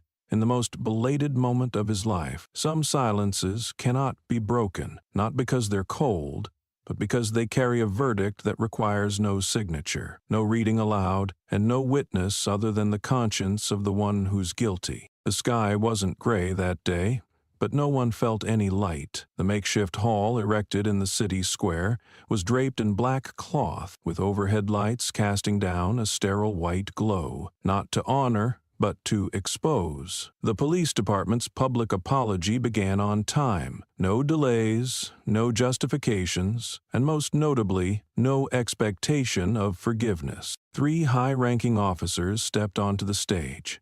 Uniforms crisp, not a wrinkle in sight, yet their eyes sagged under the invisible weight of every medal pinned to their chests, like lead stones tied to the words they were about to speak. The first to read was the Deputy Director of Internal Affairs, his voice stiff, dry, unembellished. "We bow our heads to the victims who were violated by the very force sworn to protect them. We didn't listen, we didn't see, and worse, we chose to look away."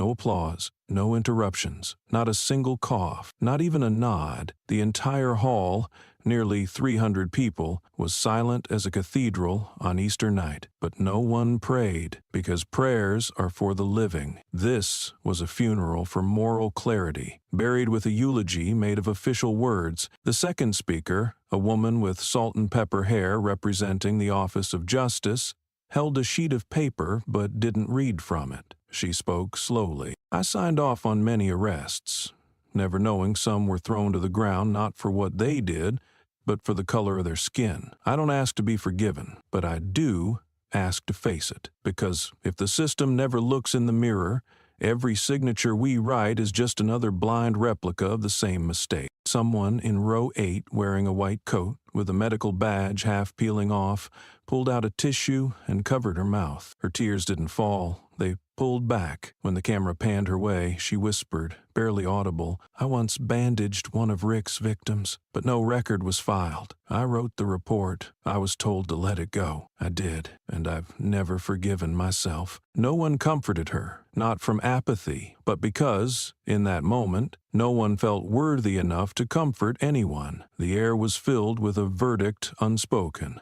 No gavel struck, yet it hung above like a ceiling without beams, ready to collapse on anyone foolish enough to say, "It's all in the past." The third speaker was the acting police chief. He walked straight to the podium, then paused, saying nothing at first, only gazing toward the back rows. There, a young girl stood, holding a handwritten sign, "Dad, don't talk."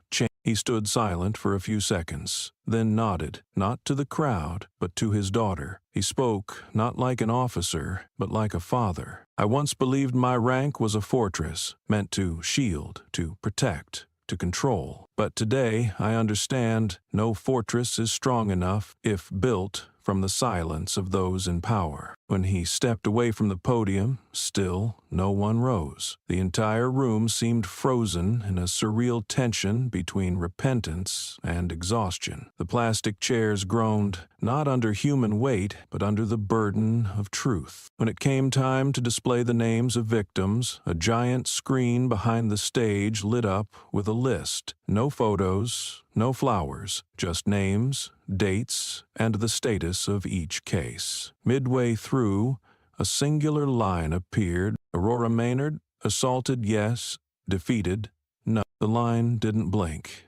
No background animation. Yet it shone brighter than anything else, like a deep slash across the funeral shroud of the entire ceremony. No one dared utter, "She's a symbol," because to say so would reduce her pain to a tagline, and Aurora had never asked to represent anyone. She simply never bowed, and that no one could do for her. As the screen dimmed, the only sound was the wind slipping through gaps in the tent canopy. It carried with it the metallic scent of microphones, the plasticky smell of signage, and somewhere in it, the dry sting of reports once stamped insufficient evidence. No applause, no need, because forgiveness, if it comes, doesn't arrive to the sound of clapping. It arrives only after those in power stop seeking praise and begin learning how to silently listen as their failures are recited back to them, not to relive the past, but to force the present to kneel. And on that day, the entire system stood at the podium, but none could lift their head because the one who had been beaten,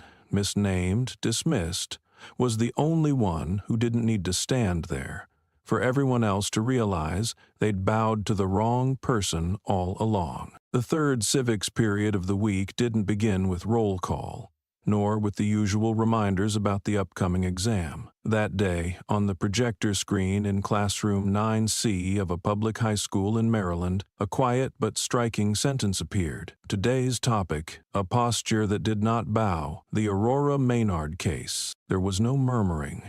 No one asked, "Who is she?" Most of the students had heard the name somewhere through a short video, a tweet, or an old photo that circulated during Black History Month. But this was the first time the name had appeared officially in a textbook, page 147, under the section titled Peaceful Acts of Civic Resistance. The teacher, Miss Sanders, didn't give a long speech. She simply opened the textbook, allowing the screen to project the exact frame, a black and white image set on a stone-paved plaza, a woman standing upright. Her shadow stretched long until it touched the base of a monument engraved with the names of black soldiers who had fallen on foreign battlefields. Below the image, the caption read only 8 words, "A stance more costly than words." No one volunteered to speak first, not out of confusion, but out of a shared fear that they might say something inadequate or unworthy of what they were witnessing. Eventually, a boy near the door raised his voice. He wore glasses, his hands placed neatly on the desk's edge, his eyes free of doubt.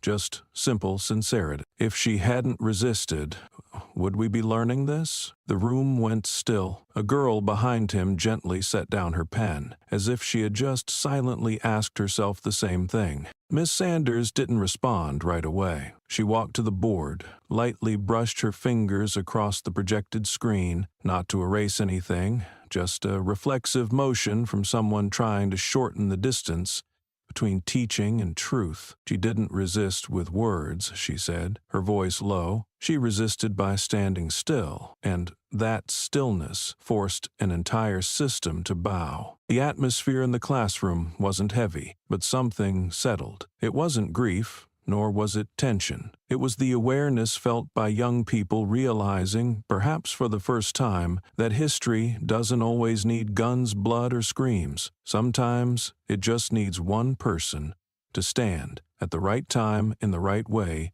and not step back. The lesson didn't last the full period, but no one asked to leave, no one requested a break, and no one wanted to go home early. They simply sat there, staring at the image, not out of curiosity, but because they understood this was no longer a story about a woman who was assaulted. It was a message directed at them, students learning about honor through the failure of a system. Outside the classroom, news channels ran coverage. Starting this year, the Aurora Maynard incident will officially be taught in high school civics as a symbol of unwavering moral principle. One evening news segment, airing during a low viewership slot, said only one line: "We acknowledge the law's failure to relearn the meaning of dignity." There was no photo of Aurora, no description of her expression, no quotes from her statements, because the new generation didn't need to be shocked. They only needed to know there was once someone beaten, denied, diminished, who did not bow. And from that act of standing tall, the textbooks began rewriting the definition of resistance, not through shouting, but through silence, a silence that forced society to relearn how to look at itself, not needing to be named, but impossible to forget. That night, there were no sirens, no loudspeakers, no official announcements. But by morning, the small plaza in the center of the city had changed. The statue of Rick Delroy, once placed on a 2.5-meter-high pedestal, set in gray stone, was gone. No signs of vandalism, no cracks, no tire marks. Only the bare concrete base remained, its 4 rusted bolts staining the surface like wounds that would never heal. A vertical void stood in the square, silent and cold, like the city had just cut out a tumor and was now quietly waiting for the scar to form. The metal plaque behind the statue, once engraved with the phrase, "Resolve is morality in law enforcement," had been torn vertically in half. One side lay slanted over a flower bed, carried by the wind, while the other had fallen face down on the pavement, right at the spot where, years earlier, students had been brought here on field trips to take commemorative photos. There were no hammers, no protests, no chants. Rick's statue wasn't toppled. It was forgotten. That morning, a few local reporters were present, not because they were assigned,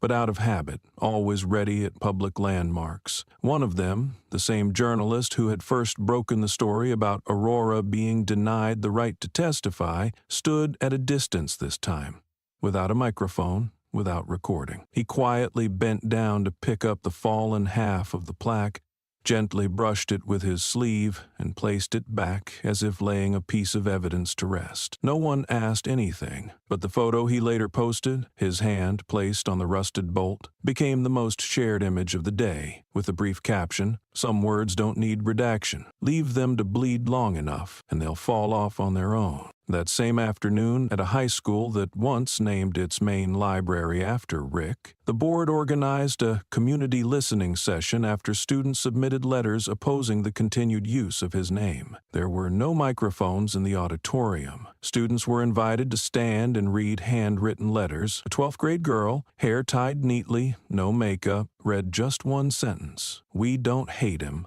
"We just don't want every book we borrow to carry the name that kept us silent for 10 years." No one clapped, but 62 teachers signed the petition immediately after. The brass plaque with Rick's name was taken down in silence. A librarian placed in its spot a handwritten whiteboard that read, "This blank space doesn't need a new name."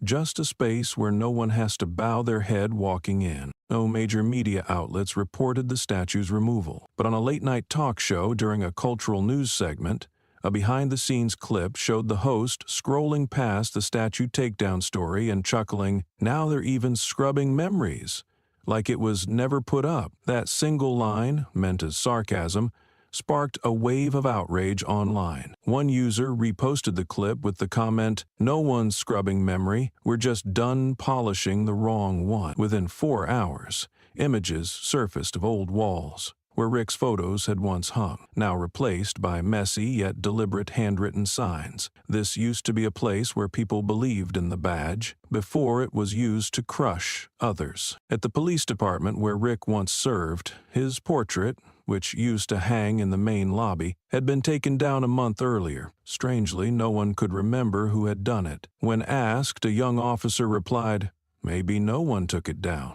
Maybe it just fell." People laughed, but then fell silent. Beneath that wall now hangs a small note, unsigned, written in marker. "We used to look up at the wall, now we look at ourselves." Someone suggested it be removed for not meeting internal standards, but the note stayed, and every morning, recruits paused for a moment to read it before stepping into the briefing room. A strange effect began to spread, not one of attack on Rick, but of withdrawal from him, as if society in unison turned not to face away, but simply to no longer look. People didn't need to emphasize where he went wrong.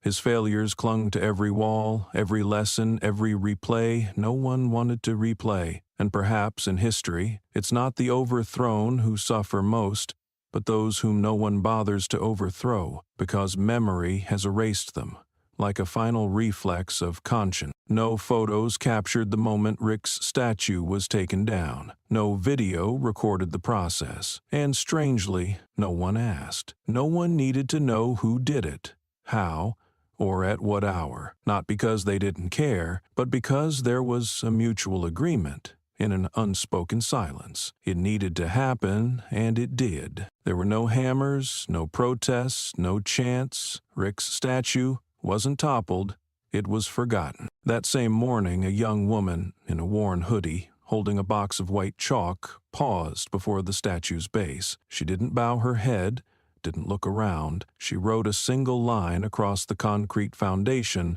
where the rectangular imprint of the statue was still visible. Someone used to stand here. And then no one wanted to remember. No one stopped her.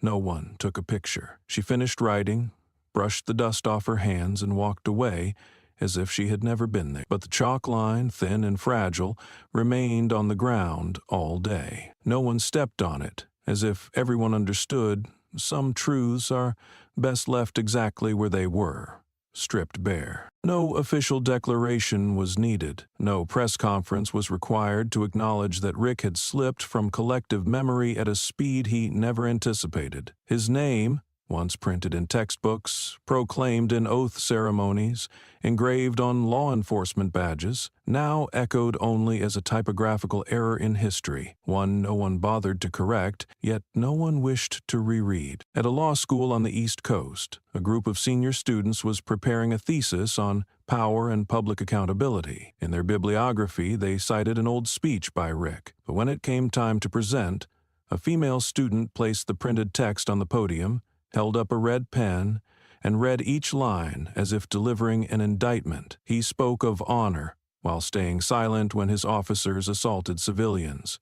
He preached ideals while falsifying internal reports to protect himself. She didn't conclude. She just laid the pen down and asked, "What have we learned from someone like him?" The room fell silent, not because no one had a rebuttal, but because no one believed there was a reason to offer one anymore. In another city, the annual law enforcement conference proceeded as usual, but the photograph of Rick that once hung in the main hallway had been quietly taken down without explanation. The vacant space was replaced by a generic propaganda poster. Responsibility doesn't lie in the uniform, it lies in the person who wears it. A bland, outdated slogan, harmless on its own, but unsettlingly poignant when placed precisely in the spot Rick once occupied. People walked past without stopping. No one mentioned it, but an old officer with silver hair paused for a long time. He murmured to a colleague, "What's chilling isn't that his picture's gone. It's that no one cared to keep it." Even the school Rick once attended, a high school that had erected a bronze statue in his honor during his early days as head of internal security, quietly erased his name from the distinguished alumni list on its website. No announcements, no footnotes. But students noticed. A group of seniors from the Creative Club printed the image of the now empty statue base and pasted it on the hallway wall, scribbled with the line, "We don't study to become famous, we study to avoid being forgotten like that." Institutions that once received funding from the Rick Foundation also changed their names en masse. A community cafeteria replaced its old signage with a new board, not bearing the name of any organization, just 4 simple words: "Eat in peace of mind." When asked why they removed the acknowledgement, the manager replied, "People used to eat because of his money. Now they need to eat without shame." No one laughed, no one argued. But that day, the food line was 3 times longer than usual. Then it was the powerful institutions that spoke, not through speeches but through erasure. One law enforcement training center that had once used Rick's lectures as instructional standards sent an internal memo to faculty requesting that they temporarily suspend all direct citations from materials related to Mr. Rick Delroy to avoid unnecessary controversy in the current climate. No one objected. No one brought it up. Consensus had never arrived so swiftly. A senior professor, who had once sat beside Rick during curriculum reviews, pulled a pen from his chest pocket, gently tapped the reading list, crossed out 3 titles, and whispered, "A wrong lesson can be corrected. But if we were wrong because we trusted the wrong man, then the fault belongs to all of us." The evening newspaper came out earlier than usual. On the front page, beneath a photo of the now vacant plaza where Rick's name used to be, ran a single headline: "No one toppled Rick. He toppled himself, day by day." The article wasn't long. It didn't attack, it didn't editorialize, it simply listed the dates: the day Rick was suspended, the day he refused to answer inquiries, the day Aurora walked into the hearing room without needing to speak, the day the audience stood not out of respect for him but because no one wanted to sit beneath a decayed symbol, and finally, the unspoken night, when Rick's statue was removed like a misaligned slogan on a wall, not torn down, just wiped away. One city worker, while watering plants in the morning, quietly stared at the empty pedestal and sighed. He had been the one to mount the plaque on Rick's statue. He was also the one who removed it. No assignment, no extra pay. He just couldn't bear the thought of sweeping around something no one dared to look at anymore. That day, he started watering from the opposite corner, refusing to step across the blank foundation, not out of hatred, but because he no longer knew how deeply he'd have to bow for it to still be considered a job. In his hand, the water flowed onto the low hedges, plants Rick had personally chosen when he served as Commissioner of Urban Cultural Affairs. They were still alive, but their leaves had yellowed early, curling from the roots, like promises that once offered shade when green, but became proof of numb memory once aged. No one asked what he did with the old brass plaque. He didn't throw it away, just snapped it in 2, hid it in the tool shed, next to a broken shovel and some splintered lane dividers, things that once had value, but now only reminded people of design flaws. And then that silence began to spread. At a small used bookstore near the plaza, where a large poster once showed Rick standing before a flag, hand over heart, eyes distant as if clinging to an ideal, the shop owner that morning took the poster down and replaced it with a blank picture frame, no explanation. But when a customer came in looking for a law book, he quietly pointed to the empty frame and asked, "If those who teach law bow to power, should we still bother printing law books?" That sentence was recorded by a law student accidentally, but the recording was shared with the caption, "Justice doesn't need to be torn apart. It just needs people to stop printing more of it." Within one night, more than 8,000 shares followed, along with dozens of photos showing textbooks with Rick's name crossed out in red ink. No campaign was launched, but everyone understood some things don't deserve to be on paper, no matter how polished the hardcover used to be. Shortly after, a civil museum in the neighboring state reposted archival footage of the ceremony where Rick's statue was unveiled, where he spoke about law enforcement ethics as a straight line that cannot bend. The video wasn't edited, but this time people listened more closely, and they realized when Rick said that line. No one applauded. No one has ever explained why. Perhaps people held back, or maybe they already sensed something, but lacked the courage to name it. Now the video had been recut, with a new subtitle added, "No one clapped," because no one believed. The 12-second clip became the top-pinned post on numerous student accounts in law enforcement academies, a somber reflection that no one could laugh at anymore. A local TV station, once devoted to an entire month of calling Rick the model of modern reform, had planned to air a panel titled "Decoding the Collective Amnesia," but during the first taping, the host looked into the camera, hesitated, and turned it off. He didn't explain, just asked the director for a minute of silence, then read a single line. "Some stories don't need decoding. They need acknowledgement that we once praised the wrong man." The episode never aired, but behind-the-scenes footage leaked, and the clip of him bowing before the lens was re-uploaded to over 70 platforms, each under different titles, but all echoing the same sentiment. Apologies don't need perfect timing, just the right target. A group of high school students, whose school had once hosted Rick as a guest speaker, took down his portrait from the legacy wall themselves. No shouting, no request.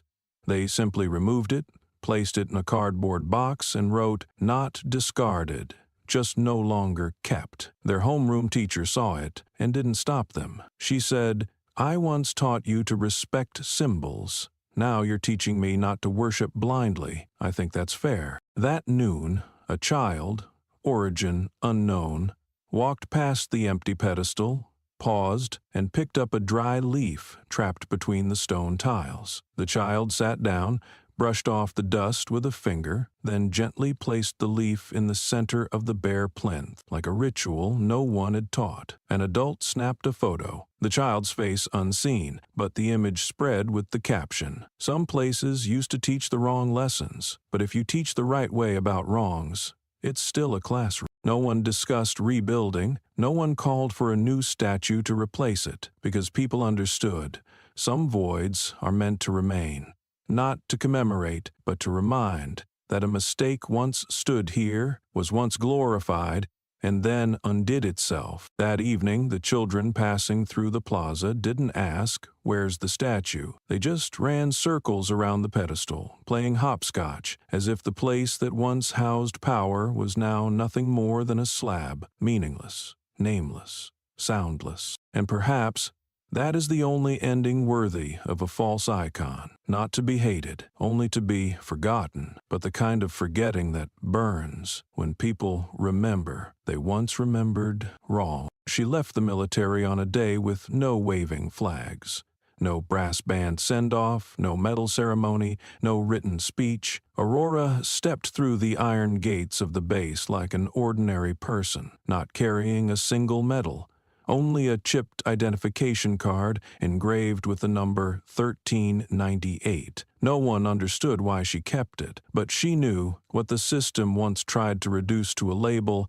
sometimes becomes the unerasable memory of someone who was once treated as invisible. No one knew that before Aurora left the base, a phone call had been recorded and circulated through the veteran community. In it, a former commanding officer, ironically the same one who wrote her recommendation letter 8 years ago, spoke coldly. Maynard should be recognized internally only. Putting her in front of the public is a political liability. The voice was calm, devoid of anger or shame, as if what Aurora had accomplished was a variable to be eliminated, not a triumph to be remembered. The recording was leaked by a technical staffer, and within 6 hours, hundreds of veterans commented, "We once fought under her command.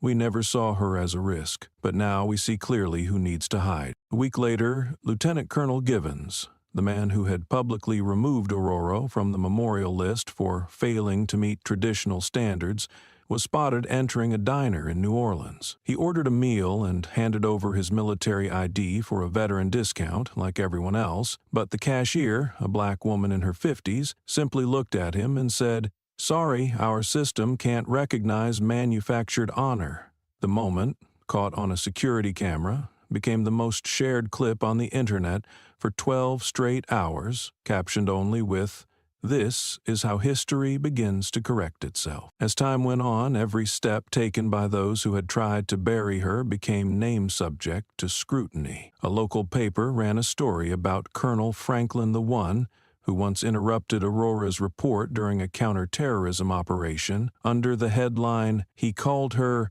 too emotional." But the 11 survivors that day don't agree. The article showed images of soldiers who had been in that mission, standing in a row beside a memorial wall, each holding a small sign with handwritten words, "I was part of her decision, not his." Another veteran, James Dalton, who had been forced out of service for defending Aurora during the internal investigation, appeared on a talk show with sunken eyes and a hoarse voice. "I lost my benefits because I refused to fabricate an accusation. That day they told me if I stayed silent, I'd get promoted. But if I had kept quiet then, who would even remember my name today?" After that, the hashtag #NotSilentAnymore began spreading across veteran forums and student political groups, forcing many institutions to revisit disciplinary actions from the time Aurora was targeted. Aurora said nothing. She didn't speak when the system started to leak. She didn't respond when unit after unit released public apologies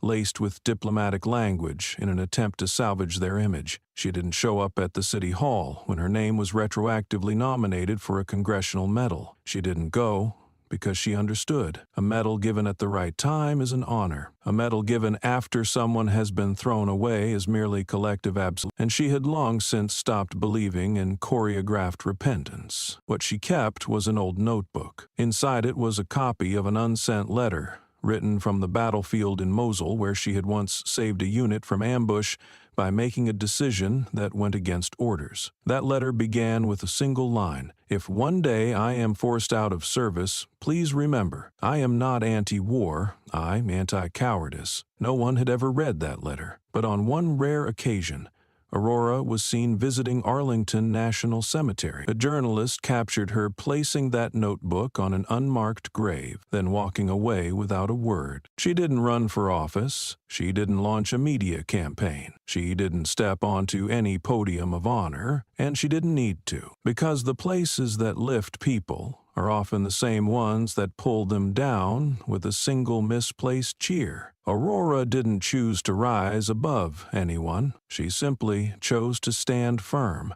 right where someone needed to stand.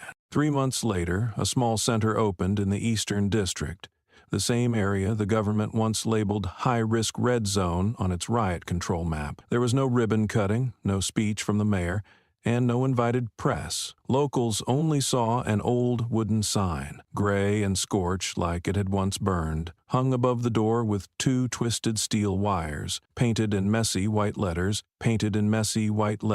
People asked, "Why that number?" She answered simply, "Because it's the number they once stepped on. I don't want the system to forget it that easily." Since then, those who had once gasped through tear gas, who had once lain face down on sidewalks awaiting mercy, began to find their way there. They didn't ask why. No one needed an explanation. They didn't come to learn how to resist. They just needed a place that didn't ask them to prove they were worthy of dignity. Aurora didn't post announcements. She didn't send invitations, but the rumor of Center 1398 spread like a crack beneath old concrete, silent, unannounced, but impossible to seal once it surfaced. On the 5th day after the center opened, a sleek black SUV parked across the street. The man who stepped out was former Lieutenant Colonel Rains, the one who had signed the order removing Aurora from battalion command 3 years ago,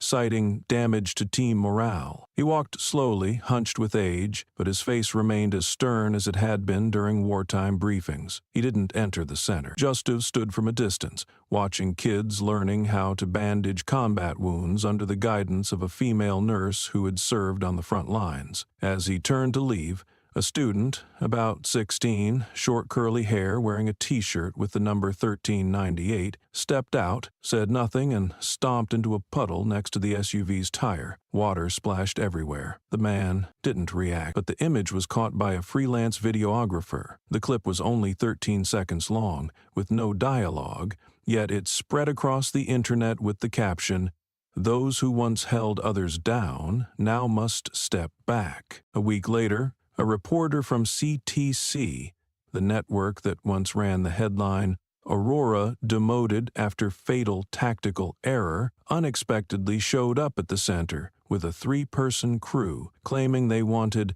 dialogue for balanced truth. But as they stepped onto the rotted wooden steps, a student pointed to a small handwritten sign on the door. "This place doesn't welcome those who once called honor a mistake," the reporter scoffed.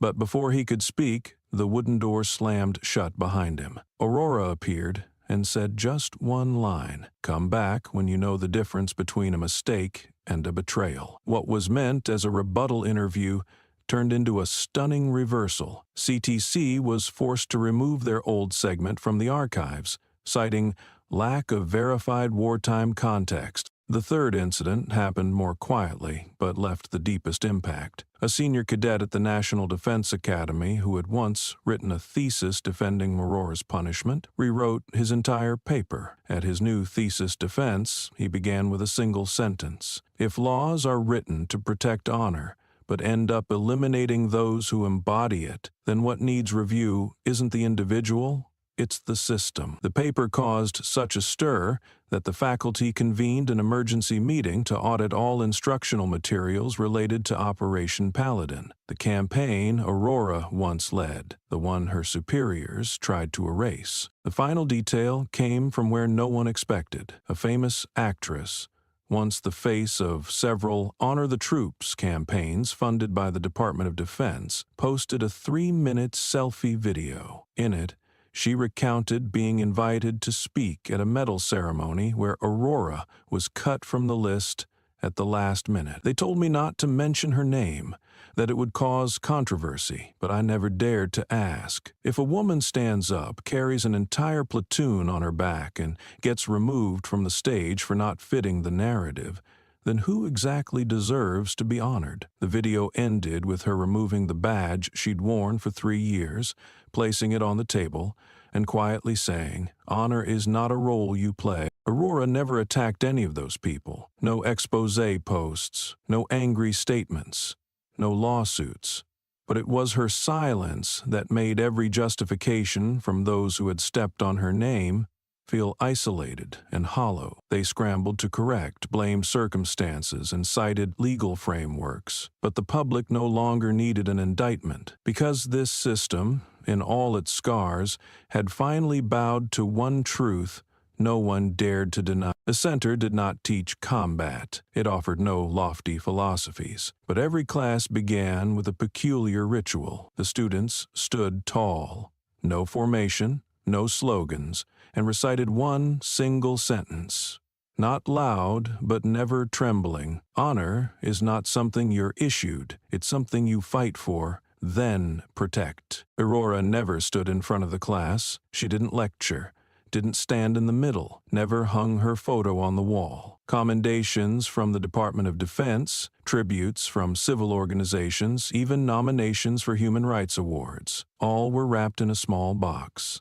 tucked deep in a storage room. To her, the real reward wasn't proof that people once remembered her, but whether they had changed from what had once been forgotten. She never touched the lectern, where many wished she would recount the battle at Marja, or her solitary journey from field hospital to military tribunal. To her, those stories had run dry the day the system stamped her name into classified files, then lied and called it national security. Aurora never dignified it with pain. Some wounds only hurt if you still believe in the sincerity of an apology. Every morning she passed the main hall without pause, but the black and white photo hanging there had become a stopping point for hundreds of others. A photo imperfectly taken, slightly blurry and trembling, capturing the moment Aurora was beaten on the concrete ground. And it was that imperfection that made it unforgeable. No color, no edits, no perfect lighting, just one frame, brutally real. At the center of it was her back, unbent. No one knew who had written the caption beneath it, but the first person to post it online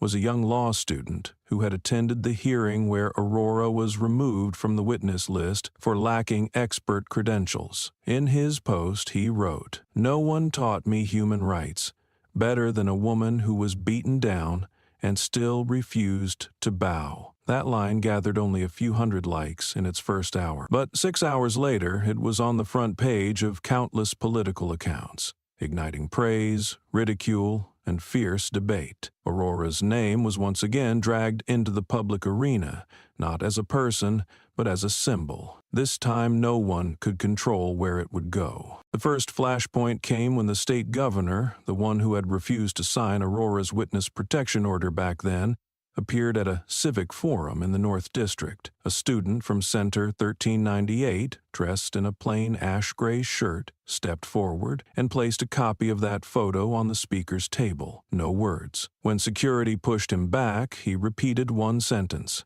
"You signed silence. No more needed." The camera caught the governor's pale face as clearly as the student's anonymity. The footage went viral under the hashtag #SignedSilence, and citizens began digging into sealed court cases from the governor's term. A week later, he canceled all press conferences indefinitely. The second blow came from a military journal that had once labeled Aurora a moral liability for disobedience. After the photo spread widely, the paper tried to backpedal by inviting a cultural critic to write about urban resistance symbolism. The article was loaded with abstract jargon, desperate to wash away the political weight of Aurora's silent act. The response was damning. Dozens of veterans, including officers who once served under Aurora, posted photos of themselves standing before the original image, each holding a handwritten sign, "I don't need analysis, I just refuse to kneel." No angry slogans,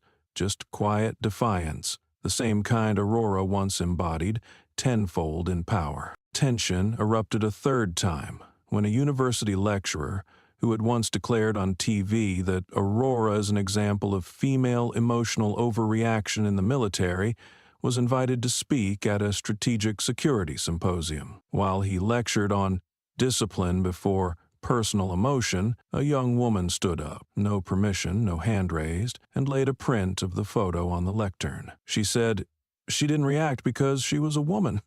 She reacted because she was human. The room froze. The professor paused his lecture, stepped out, citing personal health, and the next day, the symposium's website received over 800 demands that he never be invited again. The fourth and final flashpoint came from within the center itself. One day, a new student, not even 20, arrived for his first session with a bruised face and eyes full of fear. When asked, he said nothing, but the class instructor, a former cop who resigned after an abusive power scandal, noticed the tattoo on the student's wrist, a symbol of a local gang once linked with corrupt officers. After class, the instructor handed him a photocopy of Aurora's photo and simply said, "If you want to stand up, don't look up at anyone. Look at her back." 3 days later, the student returned, still showing the bruises, and for the first time, he stood tall among his peers, reciting the center's oath in a voice not loud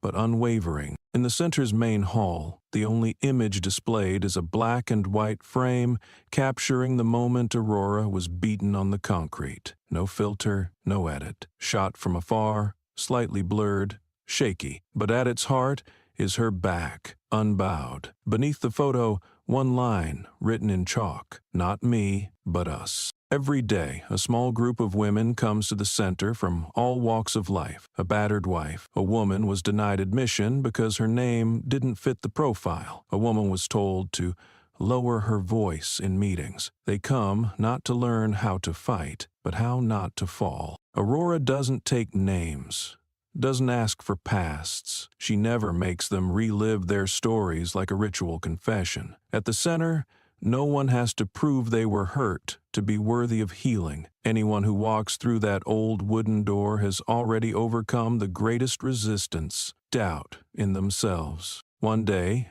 during a discussion, a young student with tight braids and questioning eyes asked, "Do you ever regret it, choosing silence instead of fighting back?" Aurora smiled. Not fast, not radiant, but deep like whetstone. Not bright, but sharp enough to carve memory into whoever faced it. "I once bled for it," she said. "Now I just need you to stand tall." No one said anything more. No applause, no praise. Her words didn't pierce. It stayed like a long breath, quiet but unshakable. Not me, but us. But not everyone could tolerate the existence of a place that didn't need to scream to be heard, and even fewer could stand the fact that this center operated without funding, without approval from any formal institution, yet still became the only place people turned to when they no longer believed in anything labeled official. The first moment of tension unfolded in the 6th week, after a video of a women's self-defense class was circulated. In the footage, no one yelled. No punches were thrown. It simply showed an older trainee, gray-hailed, gently raising her hand to block a mock slap from her partner, then saying, "I don't need to win, I just need not to bow." That sentence was pulled by anonymous accounts, mocked and weaponized into a smear campaign, accusing Aurora of encouraging women to rebel against their families. A late-night talk show reported on it with faux sympathy. Once disobedient in the military, now she teaches defiance in marriage. But less than 24 hours later, the woman in the video posted a short note. No caps, no hashtags. "My husband read that report. Then he packed his things and left. For the first time in my life, I felt empty, but not afraid." The post was shared over 400,000 times, not for being provocative, but for being painfully true. The second spark came from a city-sponsored celebration meant to honor organizations contributing to women's welfare. Center 1398 was not invited, but Aurora's name appeared in a leaked internal email under the category of individuals to avoid for future advisory boards. The next day, during the event, a group of 11 women, including 3 former students of the center, stood up, removed their honored guest badges, placed them on the table, and walked out just as the host was chanting empowering women. The camera shifted awkwardly. The speech was cut short, but the sight of those badges lying silently on the red velvet tablecloth spread like a quiet slap to those who'd grown accustomed to honoring by calendar. The third confrontation arose in a special class where Aurora had invited a female doctor who'd once been removed from a board of advisors for lacking media composure. After the session ended and the class prepared to leave, a man in a suit walked in, wearing credentials from a national news outlet, requesting permission to record the class for evaluation. Aurora didn't say no. She simply smiled and handed him a blank sheet of paper. "Go ahead, but remember, nothing in here needs to be evaluated because nothing in here is waiting for approval." He left without another word. A week later, the channel aired a segment laced with passive mockery, but audiences no longer cared about the tone. They only searched for the original clip where the doctor had said, "When the system doesn't say your name, You must learn to say it out loud, even if only in your head. That line became the slogan printed on the shirts of hundreds of young people at protests. The final point of tension came from within the military itself. A high-ranking officer who had once pushed Aurora out of her unit for fostering internal division was invited to speak at Westmont Military Academy. In his speech, he emphasized the importance of absolute discipline and labeled those who put ego above the institution as mobile liabilities. No one responded. But the next day, a photo appeared at the academy's entrance. It showed Aurora sitting in the center hall, surrounded by a circle of women. The image was taken from above, their faces blurred, but their hands were all interlinked. Below it, a handwritten note read, "No one gets left behind, unless we let them." No one admitted to hanging the photo, but young cadets snapped pictures, reposted them, and added their caption, "This is the discipline I choose to follow." Aurora said nothing about any of it. She kept walking across the yard, past the hall filled with quiet laughter, to the small room at the end of the corridor, where she would wipe the board, arrange the chairs, and prepare the next day's class. No one asked how she felt, because everyone understood for her feelings weren't to be displayed. They were something to be held in, wrapped in silence, like a cut deep enough to scar into permanence. One afternoon, the wind shifted. She sat in the corner of the room, watching women silently form a circle in the courtyard. No slogans, no chants. They stood with their backs straight, arms resting at their sides, a posture neither defensive nor aggressive, but one that would not retreat. No one needed to say anything more. No applause, no glory. That gesture didn't pierce the heart. It lingered, like a deep breath, steady and smoldering, but never fading. Many years later, when Center 1398 had expanded to 3 new branches across 3 different states, Aurora Still had never once appeared on television. Her face never showed up in inspirational features about women of influence. She gave no speeches at gender equality conferences. No award ceremony bore her name, but every student who left the classroom knew this wasn't a place to learn how to become someone. It was a place to learn how not to lose yourself. Her name remained untouched, like a verbal no-fly zone in political circles. Someone once attempted to nominate her for a federal humanitarian award, but was promptly advised by media consultants to withdraw the name due to its sensitive nature, because even as the centers bearing the name 1398 continued to revive forgotten corners of the nation, the name of the woman who created them was something many wanted erased from collective memory, because remembering her would mean confronting the days they had chosen silence. The first breaking point came during a congressional hearing on the national defense budget. A state representative proposed suspending funding for community training organizations that promote passive resistance ideologies. No one named names, but everyone knew he was referring to the 1398 network. Right in the session, a young congressman, who had lost his sister to a domestic violence case that wasn't intervened in time, raised his hand, laid a photo on the table. A woman leading a class teaching a child how to treat a wound. He said just one sentence: "This is the passive resistance you want to erase." His voice wasn't loud, but it echoed far. Within 3 hours, the phrase "silence is survival training" became the nation's top trending search. The older congressman gave no response. The next day, his office released a statement declining all media inquiries. The second incident came from an unexpected source.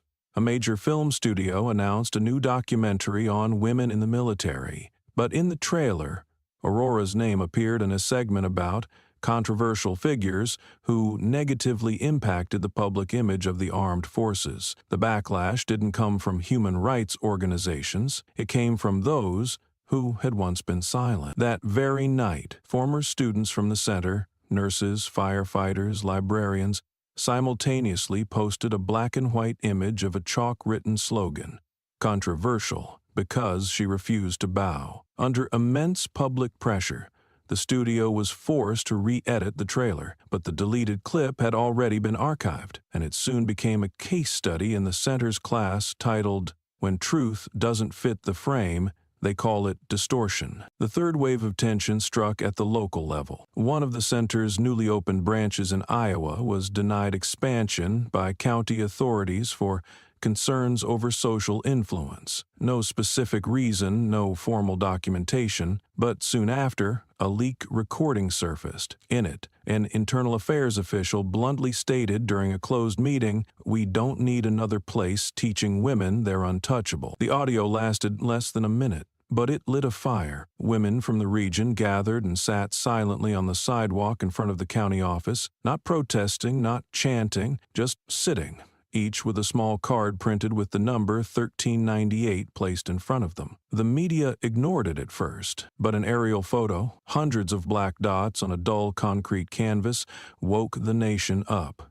3 weeks later, the county office was forced to approve the expansion, and the man in the recording quietly submitted his early retirement. The final episode occurred in the most unexpected place, an international conference on post-conflict education hosted by the United Nations. During the U.S. delegation's presentation, a slideshow listed prominent community recovery models, yet Center 1398 was conspicuously missing. A young journalist from Kenya, attending as an observer, stood up midsection and asked, "I visited that center. I met women who no longer whispered when speaking about themselves. Is its absence here due to oversight or erasure?" The room fell into an uneasy silence. The delegate offered vague words about reporting criteria, but that question was clipped, circulated globally, and shared with the caption, "When a place that teaches people not to tremble is deemed unworthy of inclusion, what does worth even mean?"